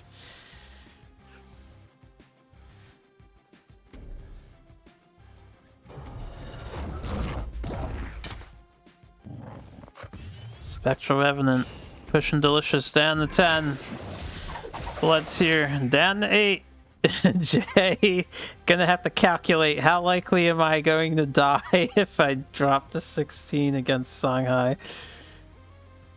Gotta do some head math first. It cracks me up because it's like only Songhai. He's hedged his bet. He's feeling safe enough. 16 HP. I won't die. Delicious has to tap out. They can't clear Revenant without using their face, unfortunately. So pretty safe bet. Yeah, in that scenario, that could have been risky though. A slightly different hand. Delicious could have killed Jay right there. I probably wouldn't have hit if I was Jay. I wouldn't have had the cojones. But Jay's got the cojones. And Songhai, it does go down. In response, the Predator of Songhai is here to show themselves. We have a fun line art list from the looks of things. Control? Question mark. I don't know if I would call this control. I'm not sure what I would call this. So you've got Lux Ignis. You have Shield Oracles, you have Primus Shield Masters, you also have Sun Seers all very uncommonly seen cards in a Skywind, Glaives, Divine Bond, Lionor list. Honestly, it's a very sturdy list. I think it's decent. It is decent on paper. I'm not a fan of Primus Shieldmaster's current iteration. He just doesn't quite get the job done. You would think he'd be slightly better with his ability on paper, but giving 1 HP out to other minions, just not... I don't know, it just doesn't seem like it does much ever, but maybe we'll see if this game's different. That's why there's a question mark, yeah. I wouldn't call this control. Honestly, you could call this Zoo. It is a Zoo style list. I would have replaced Sunseers with either the Sunseers or the Shield Oracles. I'm not sure what the Oracles are doing in this deck, but maybe the Oracles I would replace with Arclight Sentinel. I think Arclight Sentinel is really good. Kind of cheeky with Azure Horn Shaman. Anyway. Fire Spitter, Araki, making a nice L-shaped opener. You don't get to see this opener too often because 1-drop minions are not very popular. But this is a very good opener if you are player 2 and you have a 1-drop minion you can play.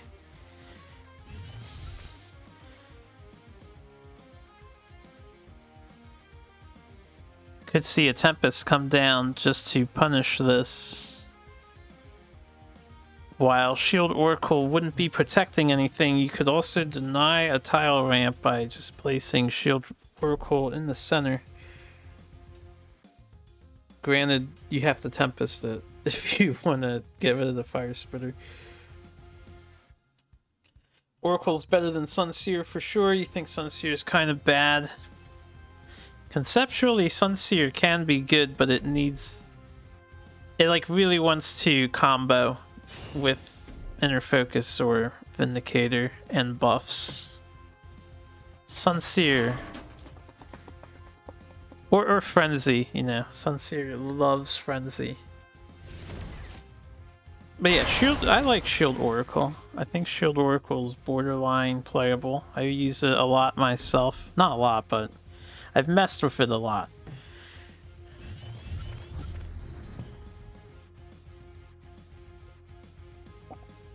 I created the Baldy Vanar list as it was coined.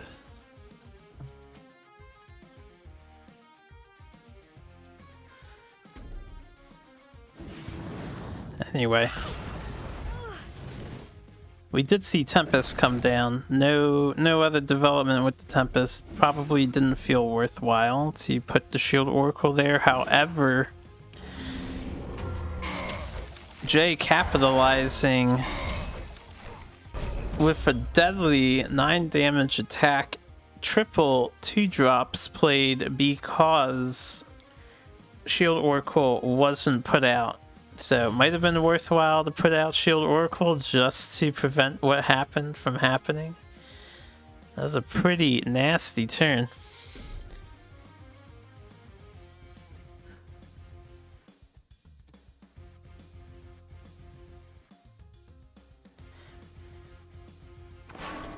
Yeah, I was looking at I wasn't sure what Guy Man the Dude wanted to do here. Silverguard makes sense. Probably Silverguard, since he decided to Tempest.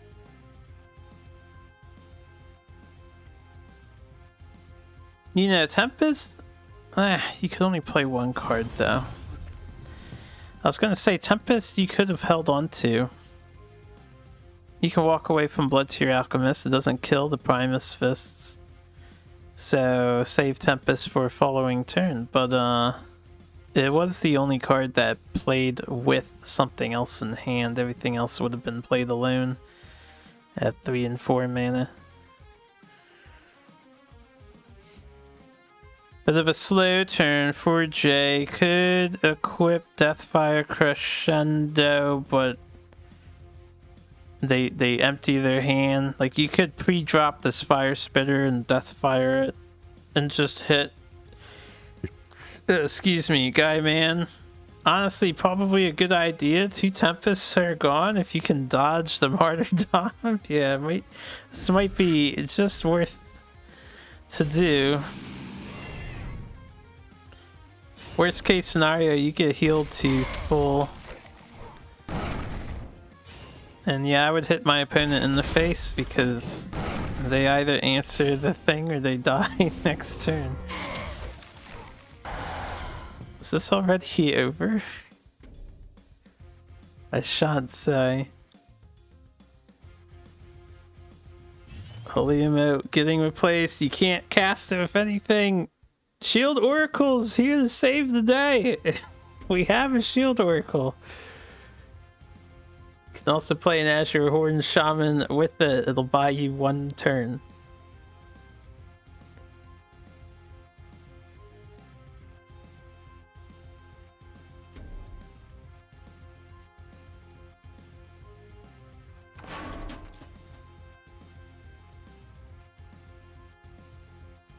I like the idea of Azure Horn with Shield Oracle and Lionar because you also have Holy Ammo to heal the thing. And Sun Drops.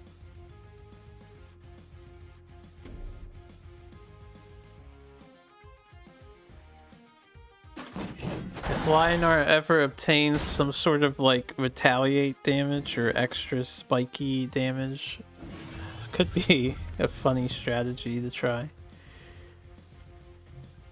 But yeah, this turn makes sense. It won't die to Fire Spitter yet. Nether Summoning, not what Jay wants to see, but they can make use of it if they hit the Silver Guard. They have no other play. You get a Shield Oracle and a Silver Guard back because your Fire Spitter is going to kill the Oracle. So I'd say just do it.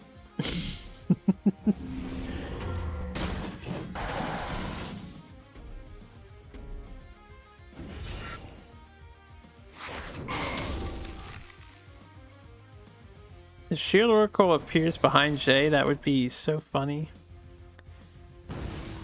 Ah, backwards. Shield Oracle behind Silver Guard would also be very funny. So Guy Man is once again staring down Death's Corridor. Needs the top deck of Martyrdom with this replace or another Shield Oracle to buy another turn. They technically can provoke that 10-9, but the provoker isn't going to survive, so I know they can't reach it, never mind. They don't have enough mana. They're just dead. Did they have enough mana to reach? No, they need a 3rd thing. I was thinking General can move forward too, but it doesn't quite reach putting up 2 minions.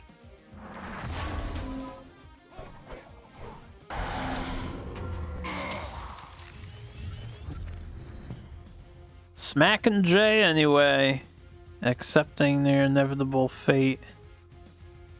We just need to wait for Jay to pull the trigger, tab back into the game. The Lizard Lovers could be having a meeting on how exactly they want to shoot Guy Man dead. Right through the heart. Alright, we got some Deathfire Crescendo value. Unfortunately, couldn't do anything about it, really. So, Lionar goes down for Team 2. Which I forgot to do. Dancing Blades down to 2 decks. Probably we see Vanar next, maybe? You know what? I removed the wrong thing from Dancing Blades, by the way. They lost Songhai. Not their Abyssian list. So I covered the wrong icon.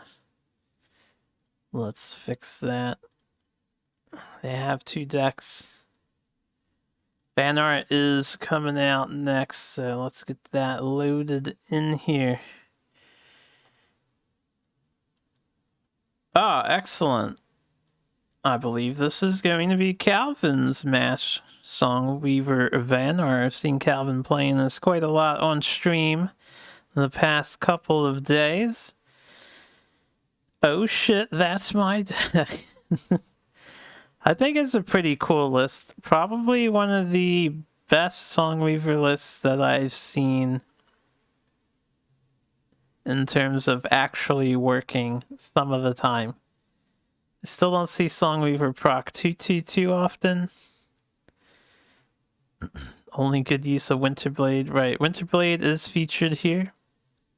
Nice cheap artifact. No cold biters though. When you're doing Songweaver, you don't have to go all in with 9 artifacts. I do think you're probably a little short on artifact numbers though if you don't. That's just my feeling on it. But I've only messed with Songweaver and Magmar and Abyssian to mixed results. I see some Mesmerize action too. It's a very aggro deck, as Songweaver tends to encourage. It's a value draw source. Just doesn't get to stick on board that often. Which, you know, makes sense. When you're playing a 4-mana card, your opponent makes the distinction, is this valuable to their deck or not? And if you don't have other things that seem valuable to remove, Songweaver gets hit with that removal pretty easily. This was recorded 3 ribbons ago. It was a little while ago, yeah. It was like last weekend or so.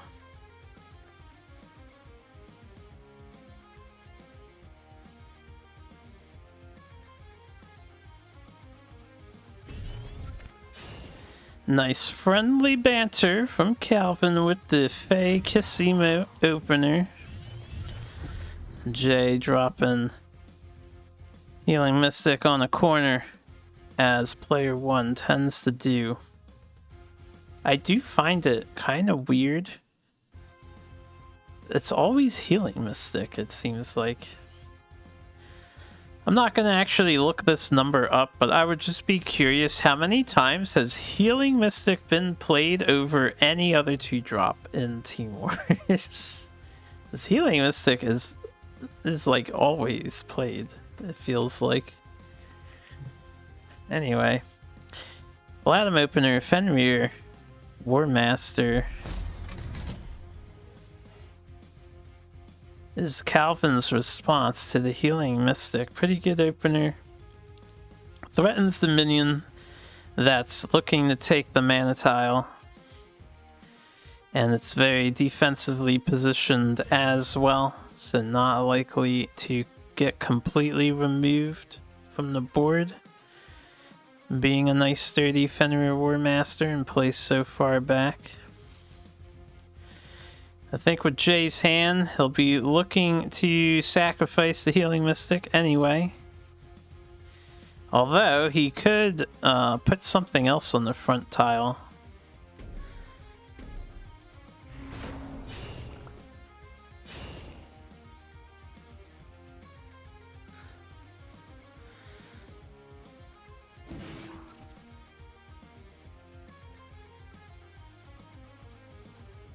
Just choosing to bring out a couple of 3/3s thanks to Primus Fist and the 2/3. Primus Fist itself is a sturdy board. It's going to be Calvin's call to respond to it. They can delete, they can get the Araki in numerous ways with their hand.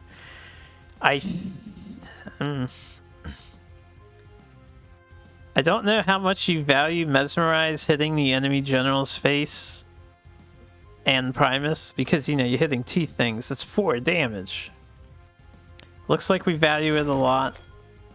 So full board wipe cashing in on a Hailstone Prison just to bounce the Araki Headhunter. It's pretty decent from Calvin. You don't develop anything else, but Fenrir is still here to stay and will still leave a wolf token when it dies.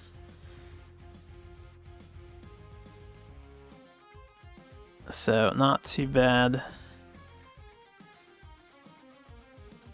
Not sure where we want to put Fenrir. Yeah, I think you could just keep it next to your general. If you're worried about a Naga, you could have moved it like up on the top, but then it's going to be out of play for the next turn or two.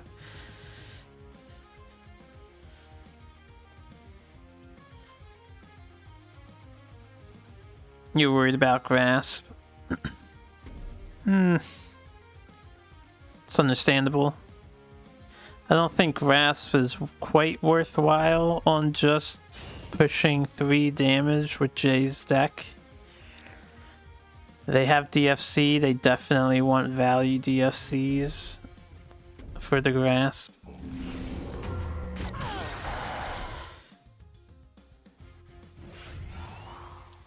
Jay opting to take a health lead.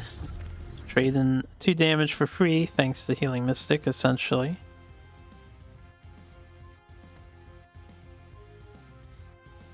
Hey, it's Songweaver. Could see a Songweaver development. Calvin can also hold all the cards in her hand to possibly activate the draw effect of Songweaver on the following turn. If they wait... No, it's a 7-mana play to play all 3 from hand. Playing in the Mesmerize. Yeah, Jay doesn't care about second Mesmerize.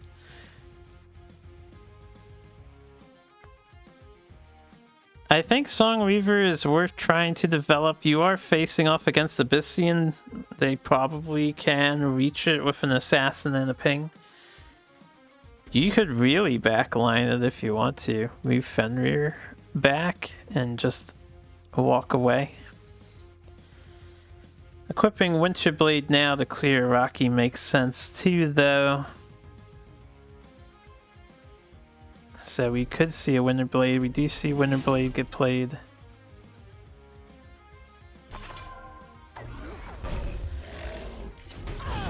And there's only 4 more artifacts in the deck. Wow, Calvin drew 2. I was gonna say, might not see Songweaver proc if it does hang around. But Calvin's got those artifacts on queue.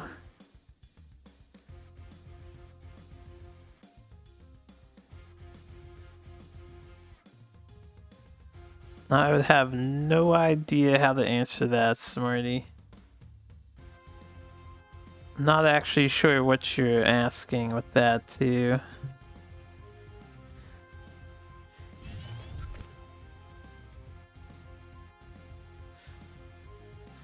We've got the DFC. This is going to be not that much damage. Wait, did Jay just Void Pulse the token? And not Faye?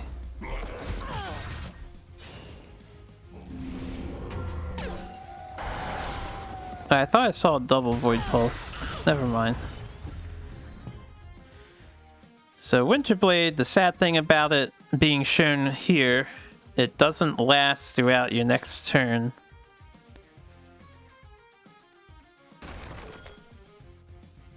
Which is rather unfortunate. You always want to break Winterblade on your turn if possible. Calvin looking a little weary. 9 HP, but gonna stand his ground. We do see Songweaver draw proc. So for those who don't know, Songweaver will draw you 3 cards when you play a minion, an artifact, and a spell on the same turn. Songweaver counts itself as a minion. So if you play Songweaver and then an artifact and spell, it will also draw you 3 cards back.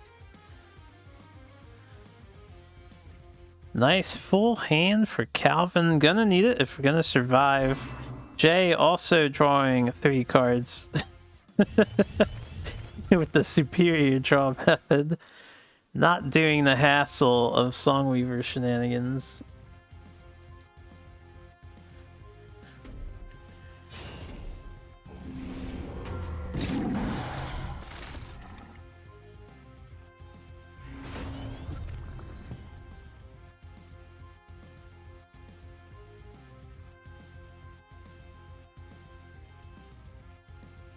Kind of a low tempo turn on Jay's part. Just putting down another Rocky Headhunter.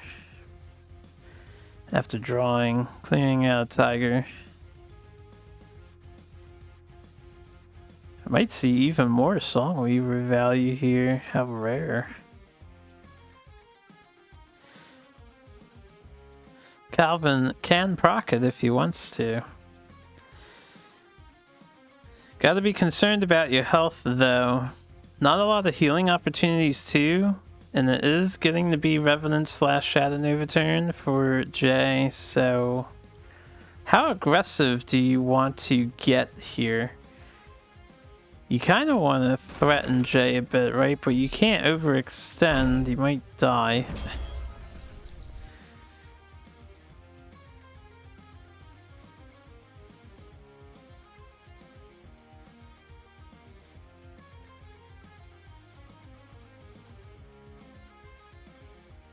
Cryogenesis finds itself a Snow Chaser. We could see Snow Chaser go down with Fenrir War Master. Could see it kept if I think even if Snow Chaser doesn't return the hand, you probably want to play it there.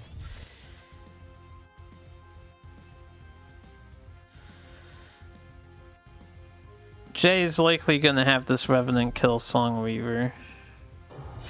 Never mind, Jay is going to declare face is the place. If you don't have an answer to that, you're going to die. To its ability.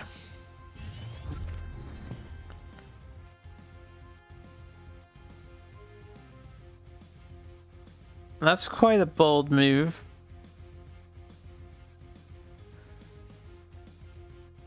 Standing near 6 points of damage, can Calvin pull this off somehow? How do we deal with the Revenant? You can freeze it for right now and kill it with the Frostbone Naga.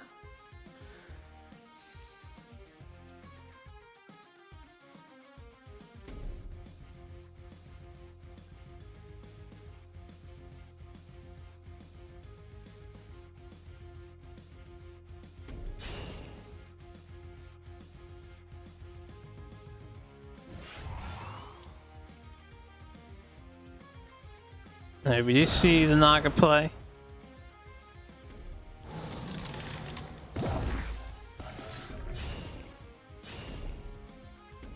Couple of healing mystics as well, pushing a little bit of damage, running away. You still have Winter Blade to maybe check that you don't straight up die.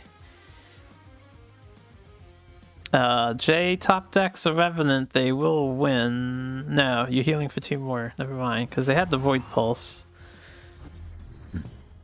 Well, Jay, can the Revenant reach if he hits Snow Chaser? Yeah, so Revenant is lethal.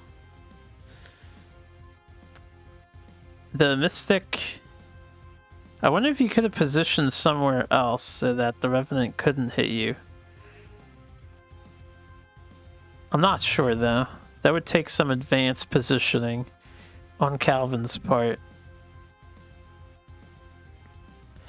Doesn't find it though. Going to have to do some minion control. This is the break that Calvin needs. Calvin has some burst in hand again. A whopping 8 damage. Depending on these nether summoning spawns, Jay may want to block with that Fire Spitter on the front tile because 6 and 8. It's going to be 14. That there is lethal amounts of damage here.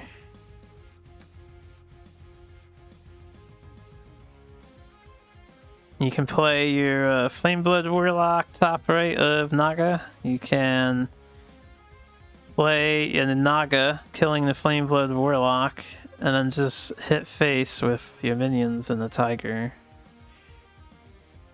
And that will be lethal.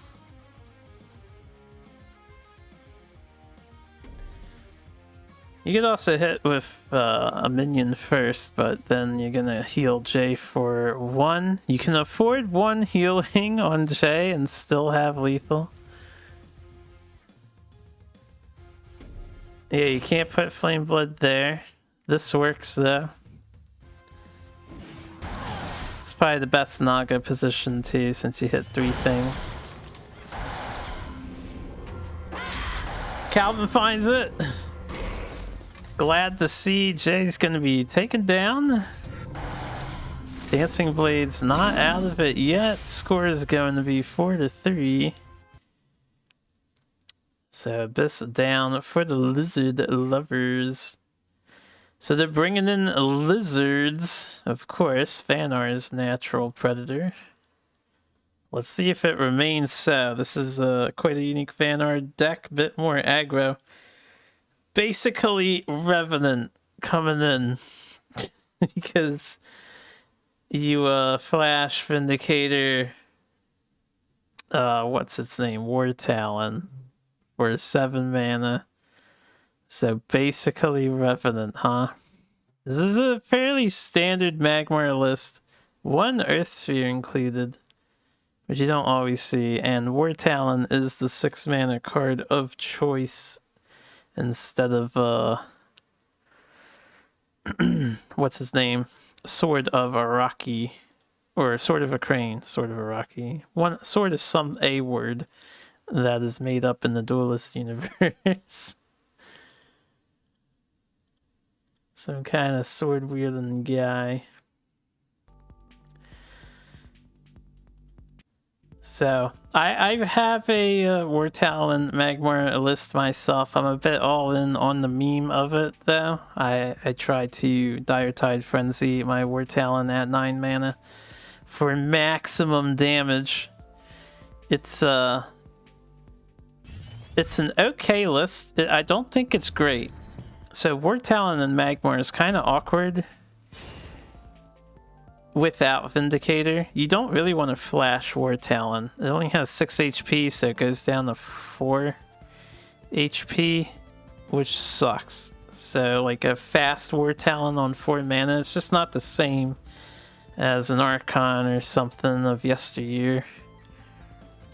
First Sword of Akron is so good, why isn't there a second one? I'm not here to solve the greatest riddles in the Duelist mythos. We'll have to forward that question to somebody more capable than I. Heart Sister opener. It's not a bad opener. Not ideal, but not bad. You still get your 2 drop. Double 2 Silithar for Magmar. Bladam's going to be feeling pretty good about that. 1 Silithar does get answered by Heart Sister. If you want to keep your Heart Sister, Winterblade does create a favorable trade. Calvin can also get a Snow Chaser out if they desire. It's not the strongest development, but it's something. I wouldn't be surprised to see Winterblade Snow Chaser. Maybe hold on to Chromatic Cold for later. You could use the Chromatic Cold now. So if Silithar retaliates, it'll just die. Or you could not play Winterblade and do this instead. Yeah, just play the Chromatic Cold. There's a couple variations on this turn you could do. Chromatic Cold allows Snow Chaser to block the walk-on to, not walk-on, but walking next to the top mana spring. Winterblade, you would have wanted to kill the center one for a favorable trade with Heart Sister, so. Held on the Winterblade in case of Flash Freeze proc. Ah, that's a good reason to hold it. You had Songweaver in hand, right? And Winter Blade. You get Flash Freeze. You can do a 5 mana, draw 3. Cute little combo of the deck.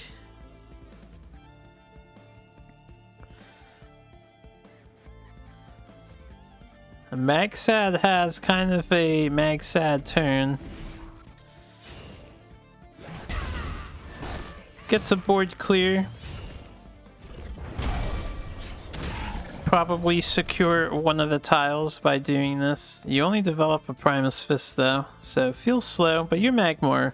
Slow turn like this is acceptable.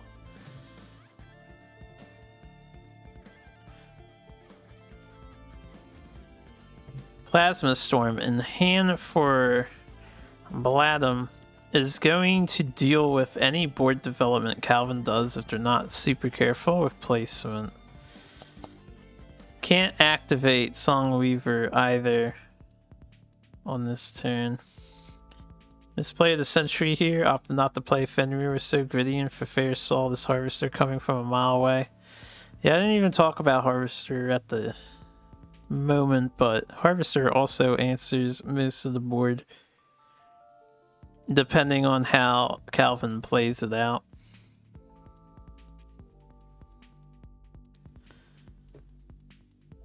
It's kind of a tough turn. This is the reason why Magmar is so strong against Vanar. It's pretty much Harvester Plasma Storm as the follow-up to trying to redevelop board when Magmar is ahead, right? Vanar is a bit more oppressed than other factions against Magmar's shenanigans.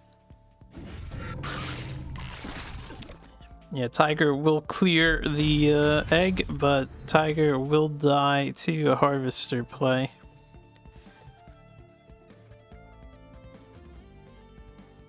You know, it feels bad now knowing they had Plasma. Yeah, it might have been screwed either way. You have to play pretty out of your conventional norms to play around Plasma.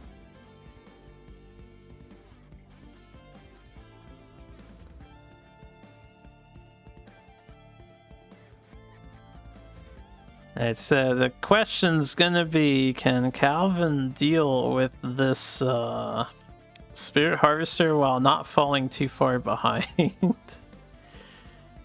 It won't be easy. It'll be a challenge, but can it be done?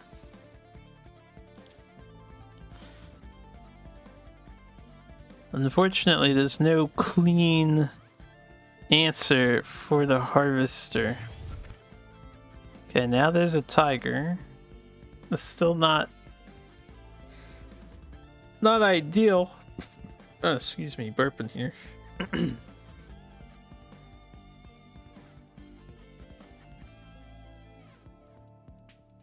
I wonder if Bladum could have set himself up to ramp into 7 on the next turn, but I wasn't paying attention enough.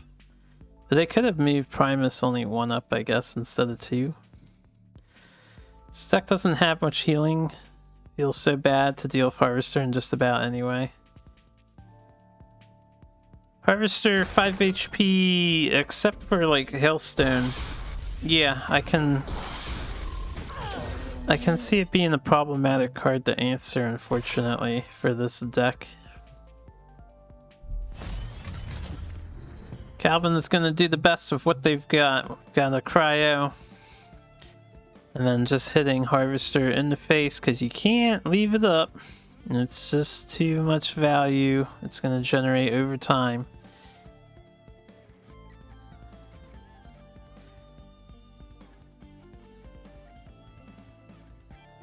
Bladum's hand isn't like stupendously fantastic with the double rejuvenator, but you know, they can maintain full board. Could destroy the artifact if they really want to with a Vindicator play.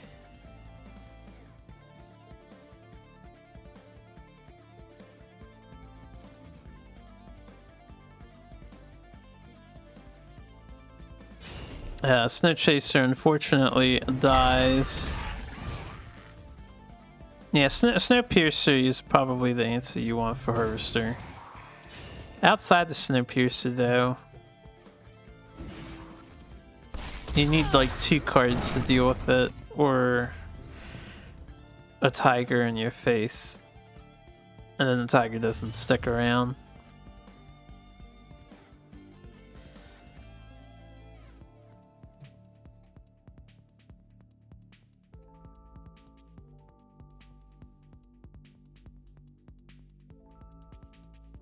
I'm glad I'm opted to just play a Rejuvenator. The positioning might have been difficult to do a full clear. I don't know if he could have gotten that Monotile with Vindicator and hit with 3 things, face and Vath on the Snow Chaser. Anyway, Calvin's in a dire situation. May want to consider proccing Winterblade now, so they're invulnerable next turn, but it's gonna cost them like 5 life to do, right? If you Flame Blood, maybe 4 life if you Naga. And you should hit first. You should hit first. Save a damage. Hit first. You might as well punch first, right? Oh, unless you, never mind. Yeah, unless you're clearing Rejuvenator. I was just gonna retract that. Then that makes sense. Still save 2 damage. Oh yeah. Is there any Dispel on this Magmar list? No Dispel. So Calvin's safe for the round. Their board probably gets wrecked anyway by a Dancing Blade and Primus trading in the Flame Blood. I see no reason not to Dancing Blade here.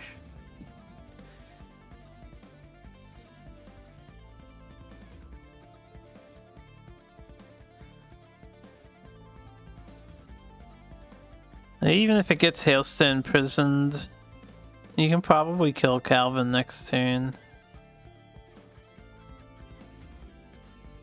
With a Vindicator play, you have 5 damage with Vindy.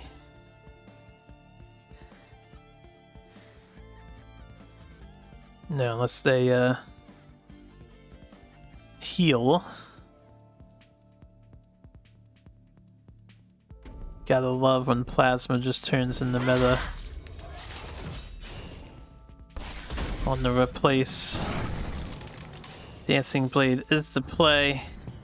Moving away from Faye.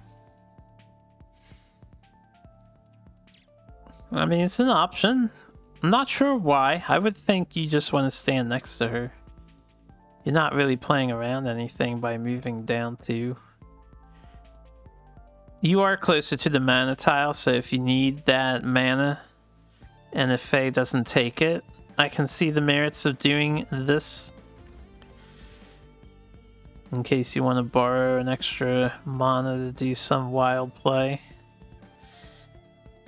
But otherwise, I would think you want Vath in position to hit Calvin. Calvin has a chance to escape here, can stall. Actually does take the mana. Is dumping their hand.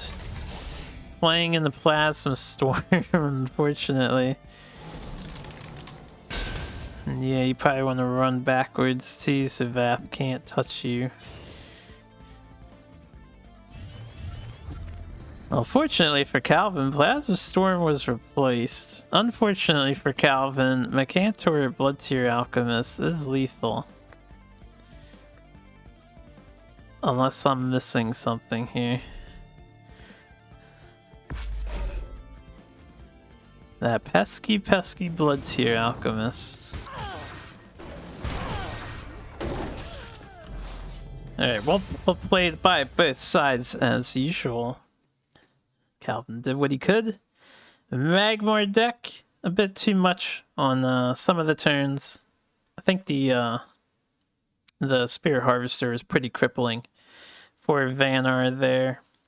So only Abyssian left, and we're gonna need to see an Abyssian sweep now. If any faction can do it, Abyssian is capable. We've seen it plenty of times before. If the Dancing Blades want to take a point off of the Lizard Lovers, otherwise the Lizard Lovers are gonna look to secure a glorious, I think, extra placement for the finale. If they succeed. We have replace Sarlacc Abyssian, this list that we've seen a couple times before in the past, aka Cancer Abyssian, as some people like to call it, because you're just playing all forms of Cancer. There is no Shadow Nova in this one, though, so it's not quite Cancer Abyss. I think Cancer Abyss has Shadow Nova and replace in Sarlacc.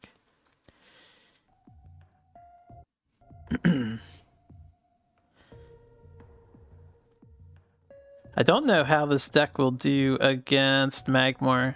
White Widow is vulnerable to being plasmid, but Shadow Dancer, Sands, and Mercantor Clear can be really good against Magmar if things are set up for it. Shadow Dancer is as problematic as a Four Winds Magi for Magmar to deal with. Probably slightly more so because the 5 attack stat can dodge Nat Select even more. Not that there is a Nat Select in this deck. Solar Pie Sweep Reggae. I should have that emote. I don't know if there's like a capital P for that. I think I have that emote. Maybe I don't. No, I do.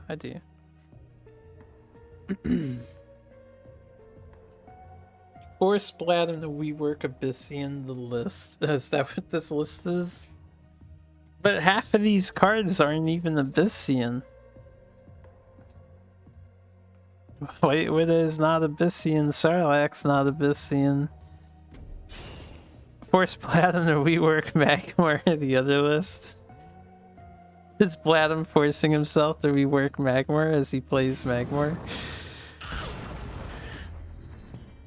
Alright, Forehead Opener, Blood Tear, Pingin, the Healing Mystic.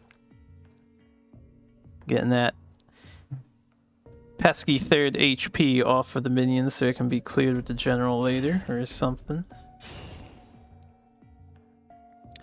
Just a Rejuvenator.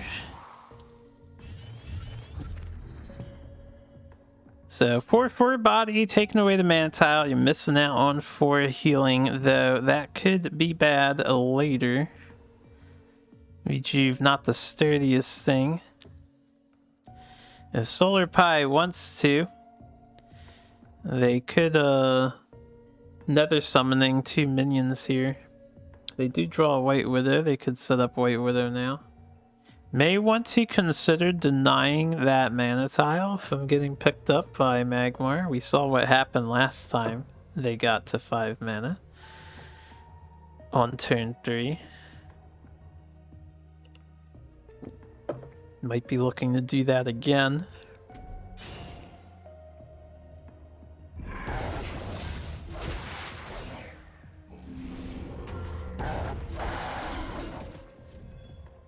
Okay, just playing our own Rejuvenator.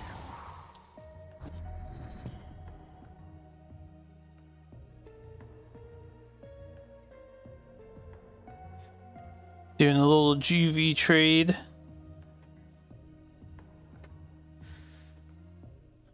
Bladum's gonna have a slower turn here. Probably set up a Vindicator, it's fine. For the 4 mana turn, right? I don't think you're gonna Blood Tear.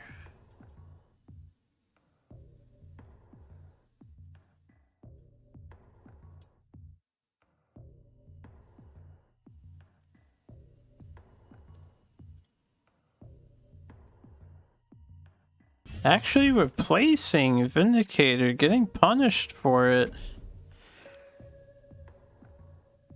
Might have been looking for a Flash reincarnation or something. I would have replaced the Blood Tear with the idea I'm just gonna set up Vindy. But now we're just developing a Blood Tear Alchemist It's a pretty low tempo turn for your third turn.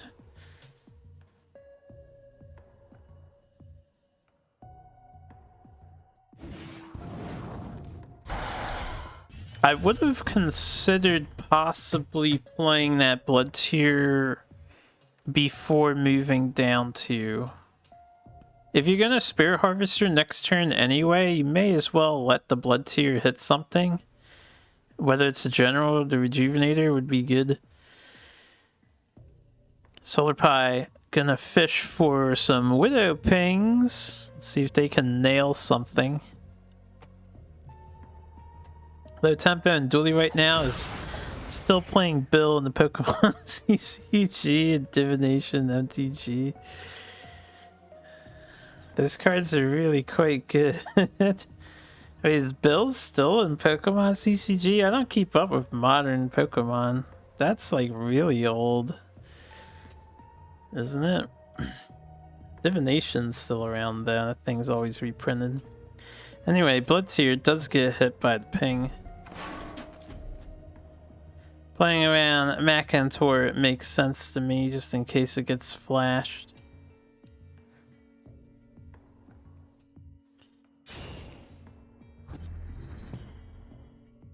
This positioning is fine if you don't want to get hit by the Mystic.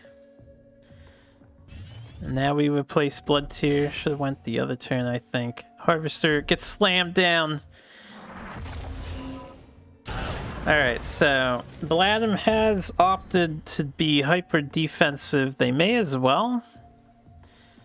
It can be risky against Abyss. They can get carried away with a nasty nether summoning with Grasp or something. Could be really bad if they get Grasp nether summon. But might be on the Elder game plan. Just set up Elder later.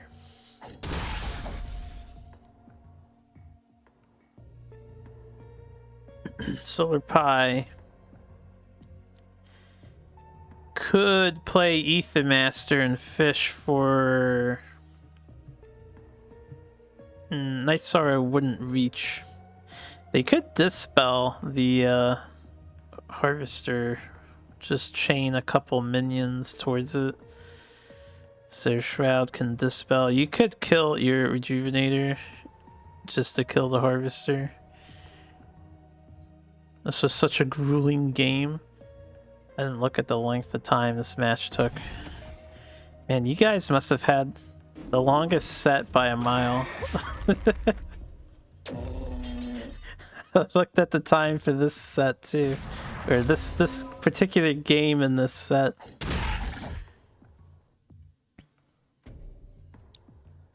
It's a good thing we saved the best for last. AKA the longest for last. Played around Plasma this time, but they didn't have it. Yeah, no Plasma. You played around Macantor too.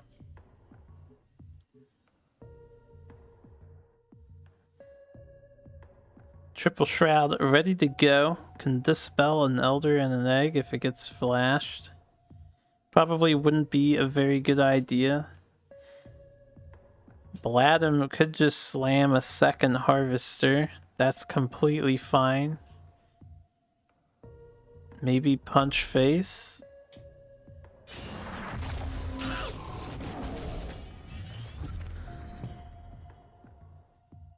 Chooses not to hit. Alright, that's one replace for Solar Pie. They do have another replace if they want to fish for something first.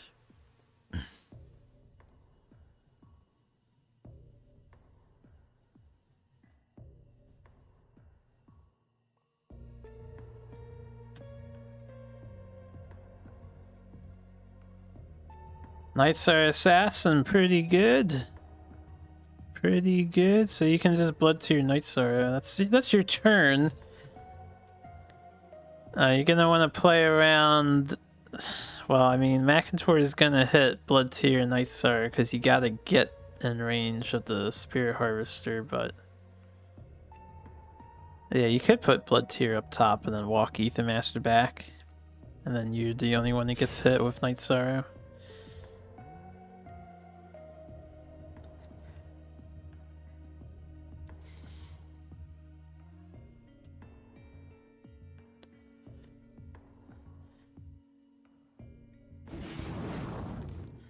I have a feeling this is going to be a fairly methodical battle. Thus, the longevity we may see. So, none of these things are supremely threatening. Quite a few pings have been dealt with. You could slam Elder and just take 4. It's definitely an option that could have good benefits.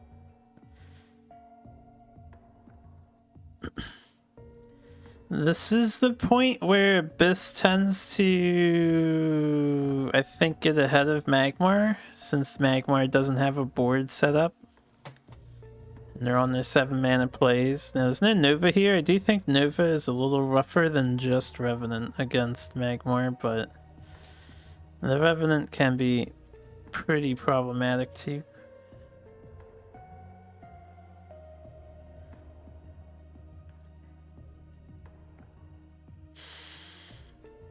If Bladem wants to, they can do a Mechator play. And then clear the Blood Tier or something. No, going Elder.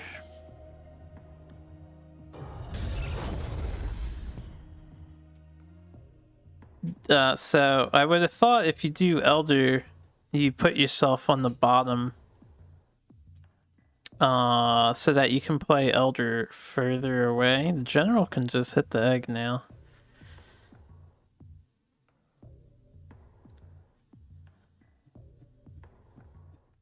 Might send Revenant in to hit the egg. You just do 4 free damage, and then Magmar has to have a meta.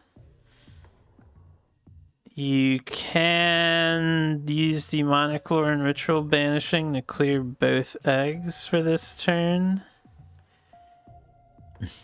Ooh, 4, 5, 6, 7. I would strongly consider Nether Summoning here. I would consider leaving the egg and just Ritual Banish Nether Summon. That would be very dangerous to the Magmar if they don't have the meta. But even if they do, they might not be able to reach the Elder Egg, depending on where it's... Well, I guess the Elder Egg is always going to be towards Vast, so never mind. They probably reach the egg.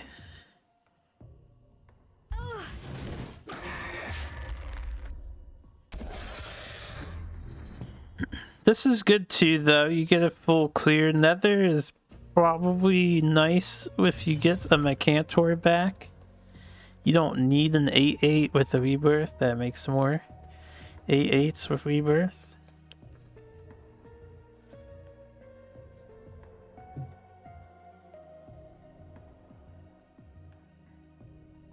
We can see that Bladem did have the answer for the Nether play. But Bladem would have only been able to answer 1.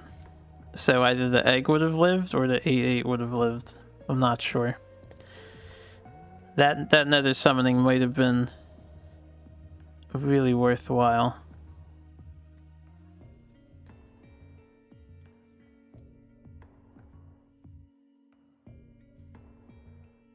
What do you do? Thinking Mechator?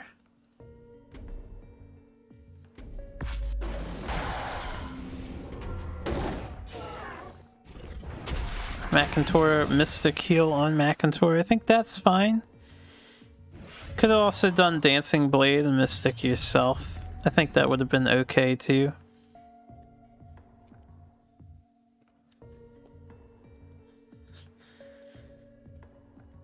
Solarby replaced first, so we probably won't see White Widow shenanigans.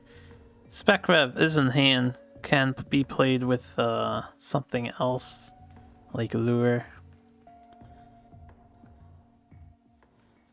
I don't think we can do some kind of cute Nether Summoning on this turn to get that Mechator on our side. I suspect Revenant will just kill Mechator and then... Well... You could have Revenant kill Mystic and then just whip Mechator for later. Maybe you can get it later with nether summoning.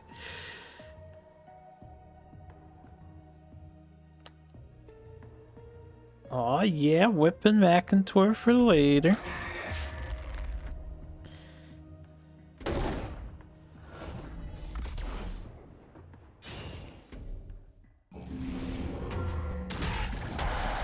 Alright, so this isn't how I would have done the whole turn. But I don't hate it, so just smorking it up. If you're smorking it up, that's fine. They could have played around a second Macintor if they wanted to. If you're smorking it up, you can't play around a second Macintor, so it's whatever.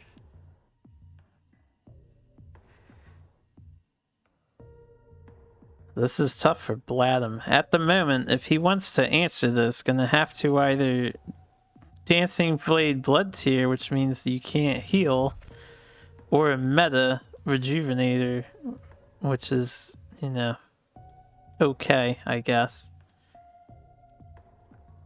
Excuse me.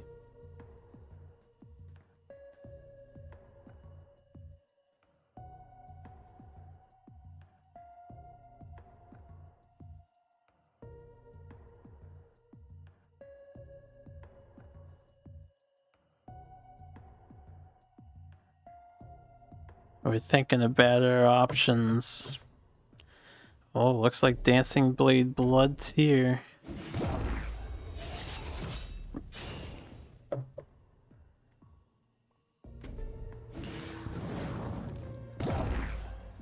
So staying at 8 HP could be risky. They might be okay, but it could be risky. Off the top of my head, Demonic Lure Revenant would kill you.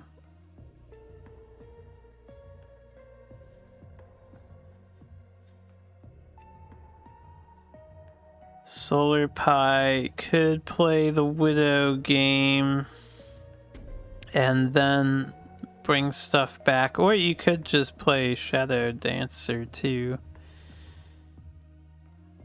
That's gambling.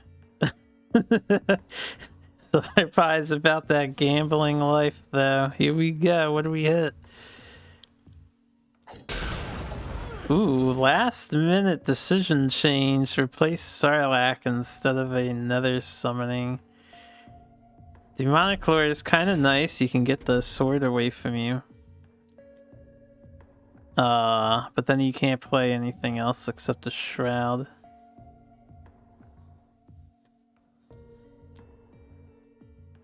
One of the pings was good though. Shadow Dancer going down, so we missed the healing. Solar Pie wasn't sure if they wanted to settle for this sort of turn.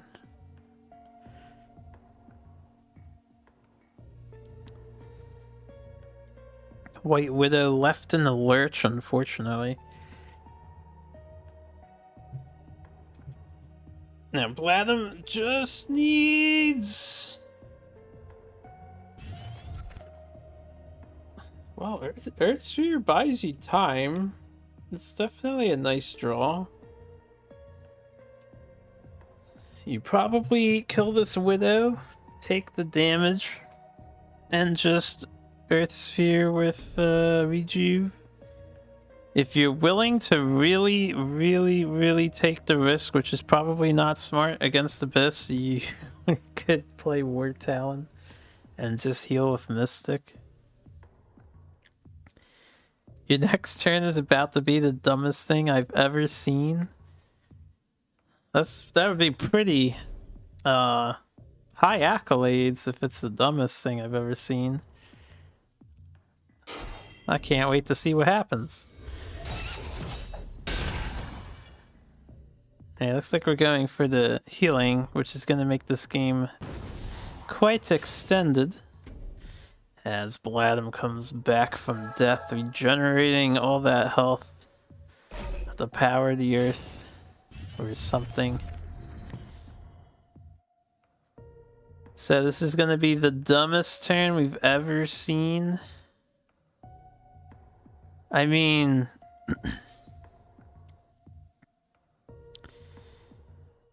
you could lure Macintor, smack it, sacrifice your one Shadow Watcher into the enemy of choice, and then get back all of those things. But yeah, you can do even better. You have a grasp in hand.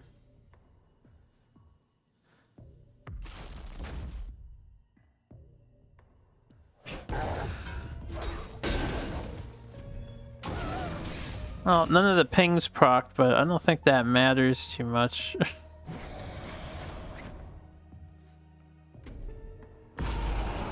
Damn, those are good spawns. Shadow Dancer in the back, Macintor up front, able to do the frenzy. That was a pretty cool turn. Bladham's kind of screwed. They can rush it. They can rush essentially Revenant, right? Basically Revenant. They have basically Revenant in hand. Take 4 from punching this Macintor after you rush a thing to kill Shadow Dancer out of necessity. There is a world where you metamorph everything and just use Vindicator to delete the Shadow Dancer probably while you hit something as well.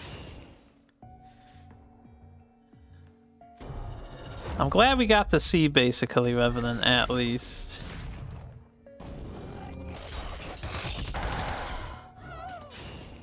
And it did 4 damage too, so you know what? The namesake is really true. That is basically Revenant. Oh god, another Shadow Dancer. So this is another nether summoning turn from Solar Pie, I think. If you're not afraid about taking damage from War Talon, you can just throw a minion into it.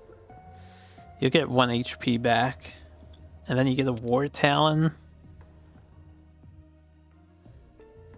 I guess if you don't want to take any damage, you can play Night Star Assassin. Boo! Hit it with your minion.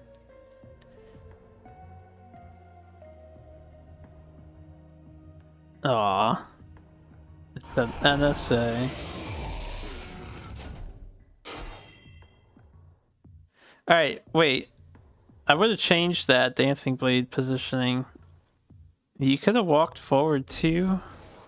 Oh, you're running away. Okay, never mind. I was gonna say, you could position your minions to block off your backside. General could have moved down left and Dancing Blade could have moved down right. And then War Talon would have to spawn in the front tiles, but if you're walking away, this is fine. You didn't want more basically revs the threat face. You got 12 HP. Alright, not a bad meta. Unfortunately, you might want to play a Vindicator to kill something else, as that's better than Healing Mystic, I think.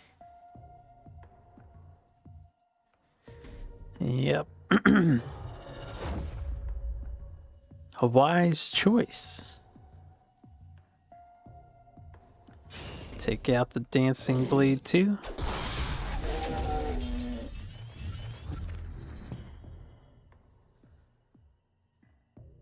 Alright, well. Yeah, Shadow Dancer, you don't need 2 of them. White Widow, unfortunately, can't shoot stuff on this turn.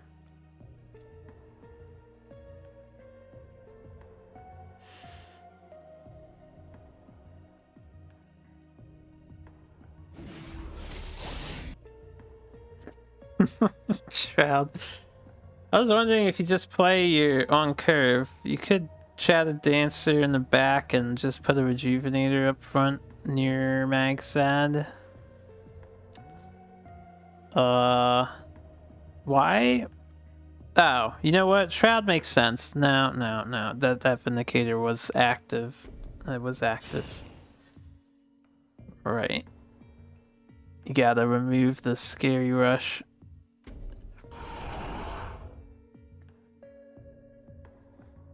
You could throw both magmas in on that on Vindy and do 5 damage.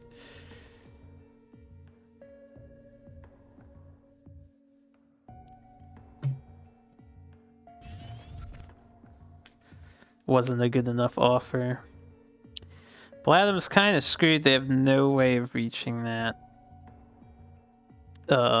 Shadow Dancer. Gonna have to use another meta to stall for time and clear the board around them. Can't meta Flash Elder, so you're just stuck with your 2 drops. But I think you have no choice. And unfortunately, if you play this meta, you're probably going to die to the Revenant with Grasp. Especially with... Well, Shadow Dancer won't be up. Let's see if there's a lethal here. Keep your minions away from you, Bladham. Alright. They might have another turn in them.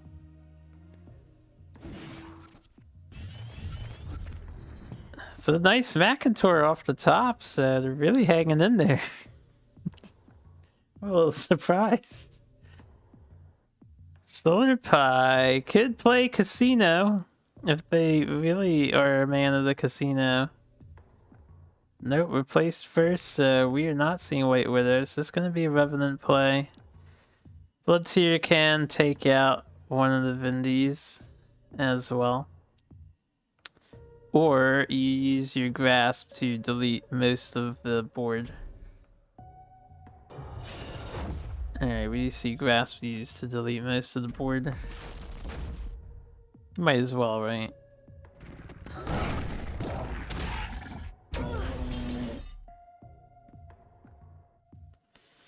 Now, Solar Pie can hide in the corner. You can walk your Shadow Dancer down to... Or put it there, I guess. I would have walked it down too, just because... Keep it away from me. It's not like Macantor is going to win the game here. Although, you did set up Macantor to clear Shadow Dancer and Revenant by putting the Shadow Dancer where you did, so... I don't like this positioning. This does give Magsad a chance. It's slim, but there is a glimmer of hope. A ray of light in the darkness. A sword in the stone.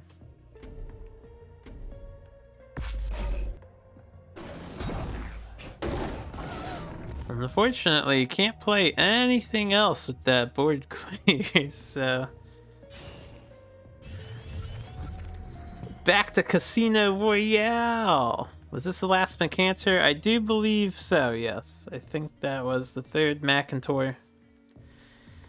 And there was also all 3 Vindicators. There's no more Rush in Magsad's deck. There's only War Talon. Excuse me, I should say there's no more Revenants in the deck.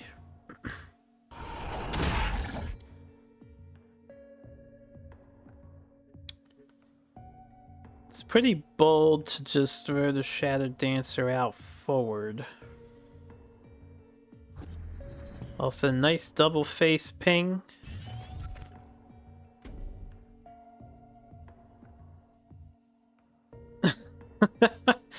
This is kind of checkmate-ish.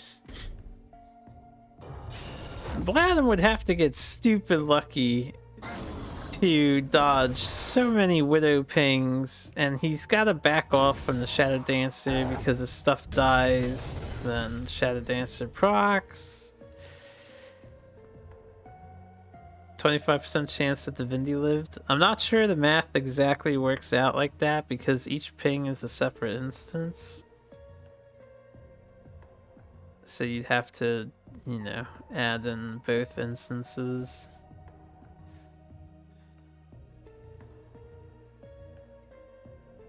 But it's some low odds.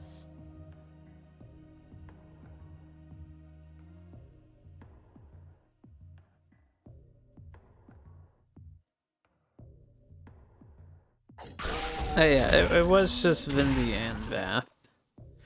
Well, now White Widow killed the only two things it can kill. Which doubles up with Shadow Dancer. Now you're right, 25%.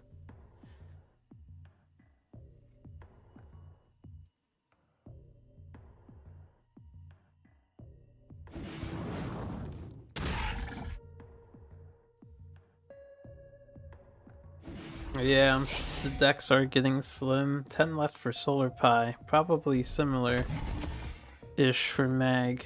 Sad.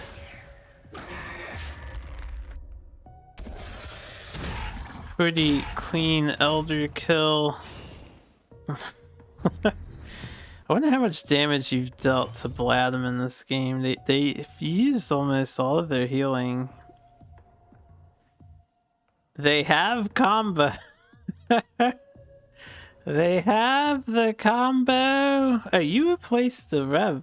Or didn't you have another Rev? I'm surprised Rev was replaced. Only 2 Rev. Oh, only 2 Rev. Never mind. I thought there was another one. Can Bladem stabilize from this point? No, there's still another Shadowed Watcher. That was only the second one. I think there's a third White Widow. Holy crap, if this swings for Mag sad. What a game. We're in standoff mode. Yeah, you probably lure and just take the 5. You can offset that damage. You also could have left it there and played Sarlacc. All 3 metas are gone. Sarlacc can stick now. I'm surprised Sarlacc hasn't been played actually up until this point. Getting replaced with Aethermaster into another Aethermaster. I think the replay is broke because we don't know what cards were drawn. Oh, there they are. Bladem's in past turn mode. You didn't want to reveal Sarlacc at this point since it had been so long, but to be honest with this deck, you're sure it was expected. Oh, you're hiding them. Okay. I get it, I get it. This Ghost Lynx is gonna help deck you out.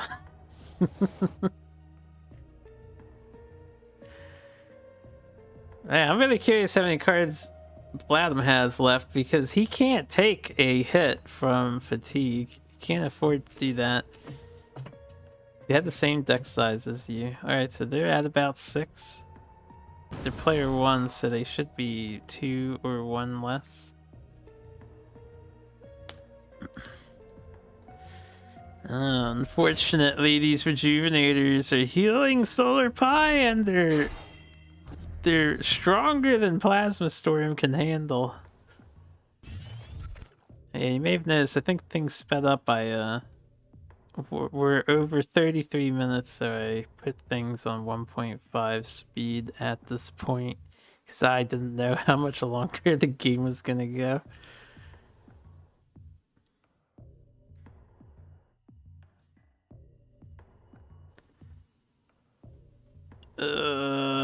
Can basically Revenant? I thought all 3 Vindicators were used earlier, but I was wrong. Apparently only 2 of them were used earlier. There is one more.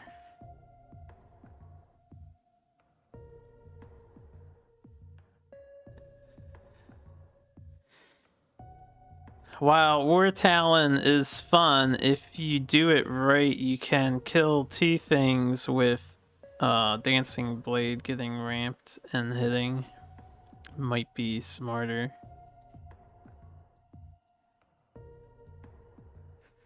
But War Talon can push so much damage.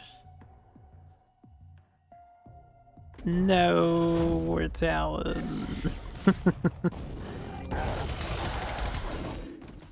Basically Revenant number 2 as it does another 4 damage. Bladum hiding in the corner, cowering in fear. The fact that there is another Nightstar Assassin is crazy efficient. You have enough HP to spare, to be fair. Only Sarlacc in deck? What? That can't be true, right? Surely not. I can't see it at the moment because it's small, but it looks like there's 2. Is that a 1? Maybe it's a 1. Is it a 1 of?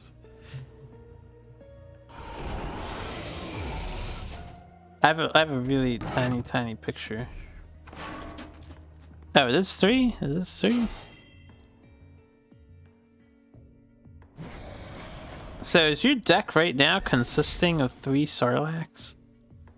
That's what's left to be drawn? Oh, that's what you mean by only Sarlacc in deck. I get it. I follow. There they are! Sarlaccs! Look at that. What a rare treat. That War Talon spawn, though, pretty good. I'm pretty sure Bladum has no way of killing that War Talon without taking damage from it, so this is game right here. She's actually just hacking the spawns. Solar Pie is pretty good with them spawns. Alright.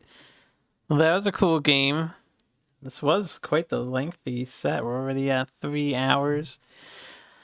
There are 2 factions left for the Lizard Lovers. Abyss has basically revealed its entire deck, but the Sarlaccs are a secret, I suppose.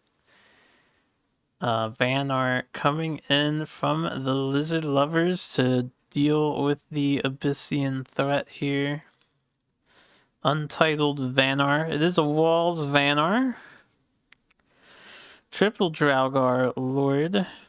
1 Spirit of the Wild, a couple of aspects, some Gravity Wells. Glacial combo is present. So once again, this deck gaining some popularity with the Draugr buff that it received earlier in the month. Let's see how it does against Replace Sarlacc Abyssian.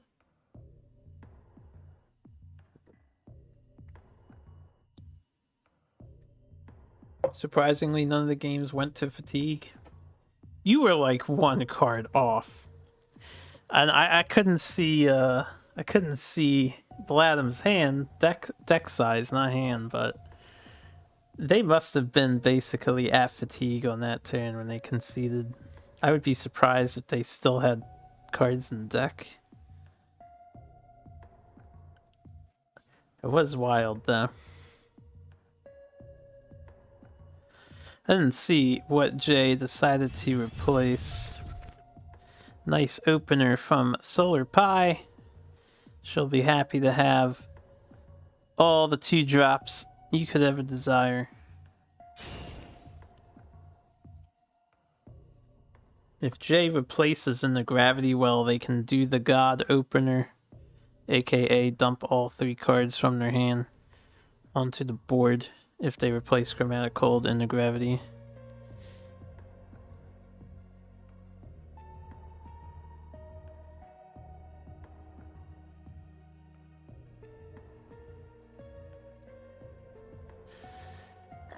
Yeah, that's a good point, Smarty.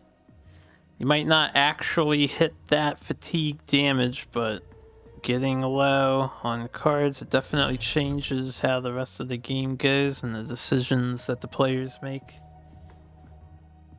So I'm a bit surprised Ether Master got the boot.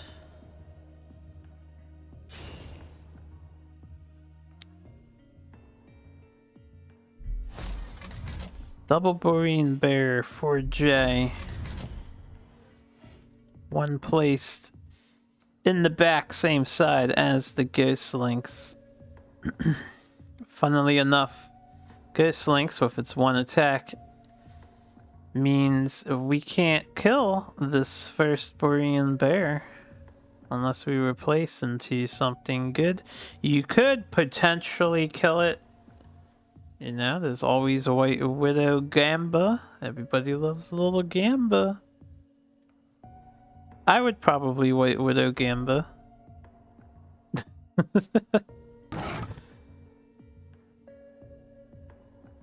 Jay wanted to do this 2+1, you bet. What's up, Faroka?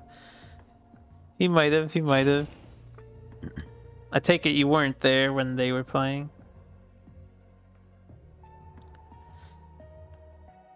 I was just talking about it. Yeah.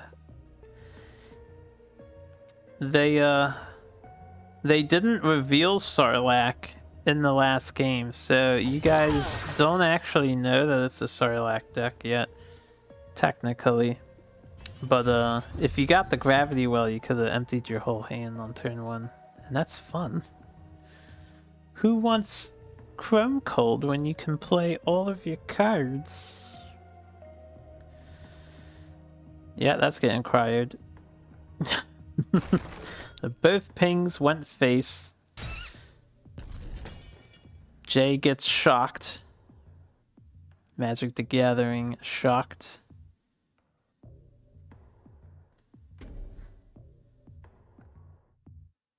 I guess you just trade into this Ghost Lynx and then play Snow Chaser.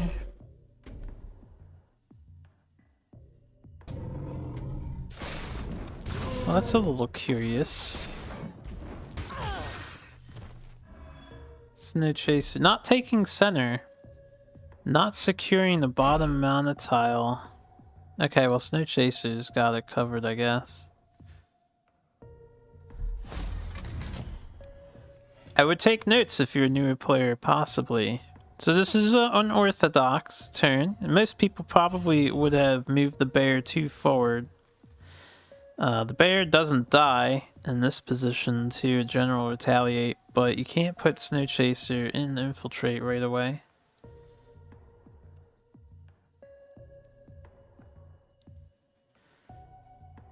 Solar Pie could reveal Sarlacc now if they want to. Might see a Demonic Lure go down since you can kill a Snow Chaser. Can't do Sarlacc and Lure though. I would think Sarlacc has higher priority. You could Demonic Lure the one bear and Grasp of Agony though, and then you kill the Snow Chaser, do some face damage, and deal with the bear. You're really set on killing Chaser here? Not sure if it's bait or not. Yeah, it's hard to say if that's just straight up bait. What would it be baiting exactly though? Yeah. It is just it's a quirky play, right? It's not something you see every day, so it makes you think. I think this is a good answer to it.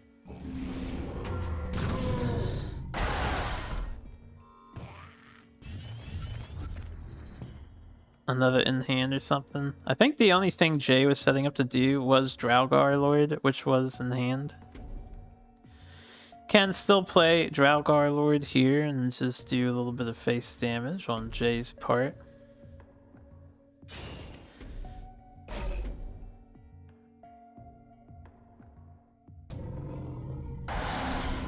So this is smart too. If anyone questions why Jay hit first, it's the play around Night Sorrow Assassin just killing it. So you get a pseudo heal with the transformation effect, and Solar Pie would have to punch it again to NSA. Granted, if Solar Pie did have NSA, I think almost guaranteed Draugr Lord would be the one that gets hit, so I would have hit with the Ice Drake. I get why Jay didn't. I think it was unnecessary to not get the extra damage in. I suppose Spectral Blade is a concern, but they've seen practically every card except 3 from Solar Pie's deck, so unless they think those 3 cards are Spectral Blade, they should know it's not there. Excuse me.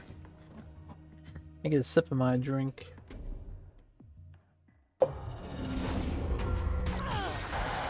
Doing 3 hours of straight talking is taxing for me. I've been streaming for years now, and I'm still not used to talking, just non-stop talking.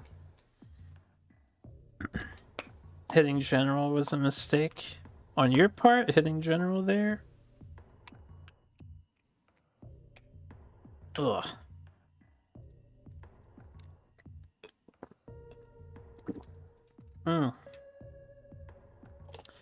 Well, there's a big Draugr Lord near you. If Jay wants to, they can... I was gonna say, instead of playing Bone Chill Barriers, they could just make a mountain. And then do, like, 13 damage. Oh, this is more damage, duh. I'm an idiot. It's a bear. It's a polar bear. A Borean bear. It'll do 2 more damage than the mountain will.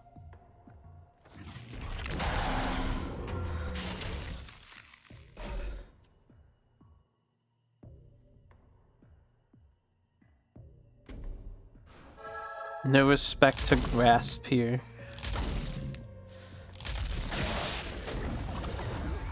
I don't think Jay needs to respect Grasp.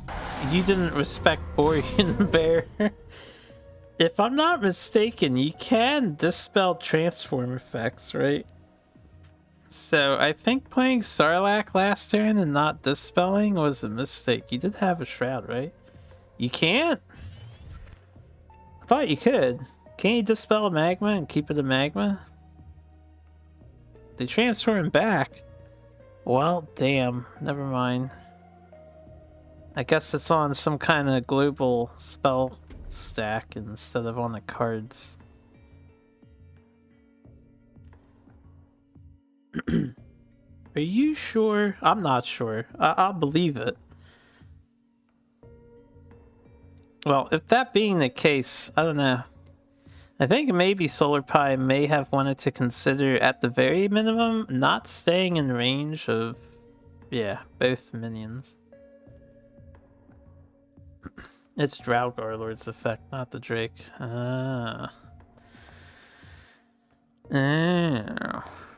So, meta, it does work. Because the Magmas have the text, but Draugr Lord or the Ice Drakes don't have the text. That's interesting. Well, it was a nice Grasp play. Unfortunately, you're at 5 HP and Jay has 5 damage. That one was short. Quite a lengthy series, but that will close things in favor of the Lizard lovers. So let's talk some shop. First, I have statistics. I just need to get them loaded in for everybody. So I need to click on some icons. While I'm doing that, though, I do want to take a minute to say my appreciations to all of the players who have participated in Team Wars. It's not over yet entirely, but the round robin is concluded.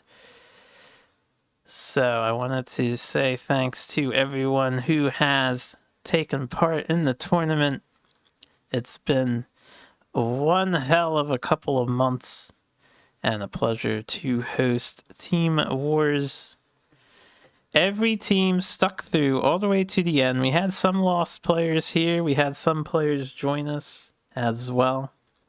I'm absolutely astounded. Every team stayed together until the very end. Didn't see that coming, honestly. I'm very impressed.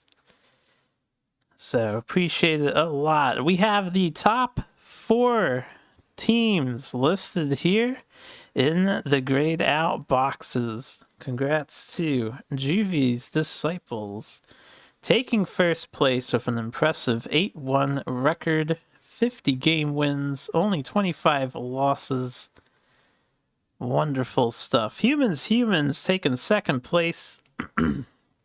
Teos right behind them, taking third place.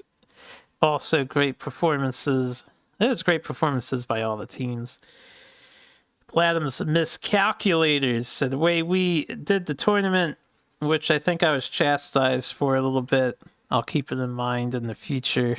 But overall team performance and most game wins is the first tiebreaker criteria. So Bladham's is tied with Prismatic in match wins and losses, but they have 2 more game wins, and that is the tiebreaker, not win percentage.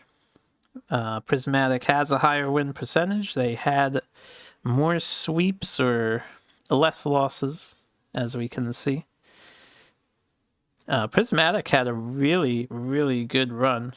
And I think Prismatic Illusionist were probably one of the biggest surprises to most participants, with a very strong performance. Lizard Lovers, Senile Streamers taking 5th, 6th, respectively. And then Songhai Squarepants, Rook and Rollers, and the Dancing Blades rounding out 7th through 9th. Faction stats are there. Magmar had a good week for week 9. And Lionar and Abyssian did pretty good. Songhai and Vitruvian a little underwhelming this week. Well, I guess Vitruvian's usually underwhelming. You can see the faction totals for the whole round robin on the right-hand side. So enjoy those stats and infer what you want. There are more stats on the document I don't have shared here. So before I go, the round robin is over. The only thing I want to mention, this is overwhelming for Vet, yeah. Poor Vitruvian. So we have the semifinals from the top 4 teams. Let me bring up the chart again, because I was too lazy. I was going to make a fancy little bracket. We're having a single elimination with the top 4 teams. So Juvy's Disciples, as they were first place, they won the privilege of choosing who they face off against between 3rd and 4th. They chose Bladham's Miscalculators, the only team they did not lose, or not the only team, the team they didn't lose to. They lost to Teos, so they're leaving Teos in the hands of humans. So these games have not been played yet. The players were given a 1-week break. This week that went by was their break week. They're going to play probably this weekend. I will get a cast of the semifinals as soon as I can. We decided not to do live recordings for a myriad of reasons. So yeah, we'll get a semifinals cast, and then there'll be one more cast after that. First and second fight, so the grand finals. We'll probably do that last, and the fight for 3rd between the 2 losers of the semifinals. They will play off for 3rd place. So there'll be 2 more casts, and then Team Wars is a wrap. So once again, thanks everyone for participating. I appreciate it. And that's all I have for you guys for for now, yeah. So until the games get played, I don't know when the cast will happen. I'll bring them as soon as I can. But it'll probably be sometime next week we'll do the semifinals, and then sometime the week after we'll cover a third place match and the grand final for the championships. Wait 2 minutes, I can host you. Yeah, I suppose I could. I suppose I can. The only thing about me... no, I can do a raid. It's not a host. If it was a host, like old school host, I was going to say I might stream Ghost Lore after I fill up my drink and take like a few minutes break. But I can host if you are going to do something. Let's see if anyone is on. We can get some... I'm going to play some music so we're not in silence here. Let's get some video game music going. This 2 minutes is a little bit of a wait. Since the tournament is wrapping up, I will be getting back to streaming Duelist on occasion. For anyone else who's interested in my other content, I'll be streaming more regularly as I'm not going to be as busy hosting this thing and recording games and whatnot. So, look forward to that, you know. You can follow and all that jazz. On YouTube is a playlist of every game that's been played. Feel free to head there, look for the Team Wars playlist, and check out the games. There are links to every co-caster who's joined me. If you're looking for anyone, it's YouTube or Twitch if they do those things. I have linked all of that stuff. And you guys can let me know if you like me casting. I had thought about maybe nothing as... I can't call it professional. Let's call it, what do you call it? Planned. Nothing as planned as this. I'll turn the music down a bit. Fate had an open offer for just casting Flash Archons. People can do it if they want, so maybe on occasion I can cast some Archon games. The only thing is I don't know the etiquette for doing so, because if I'm casting them while it's happening, you know, I'm going to be showing people's decks off. I'm not sure if people would like that or not. You have to let me know largely what you guys think if you want that to be a thing. I could maybe do some tournament casting here and there. If you're hosting some or other tournament and you want me to cast, you can also hit me up with those details because I'll have time.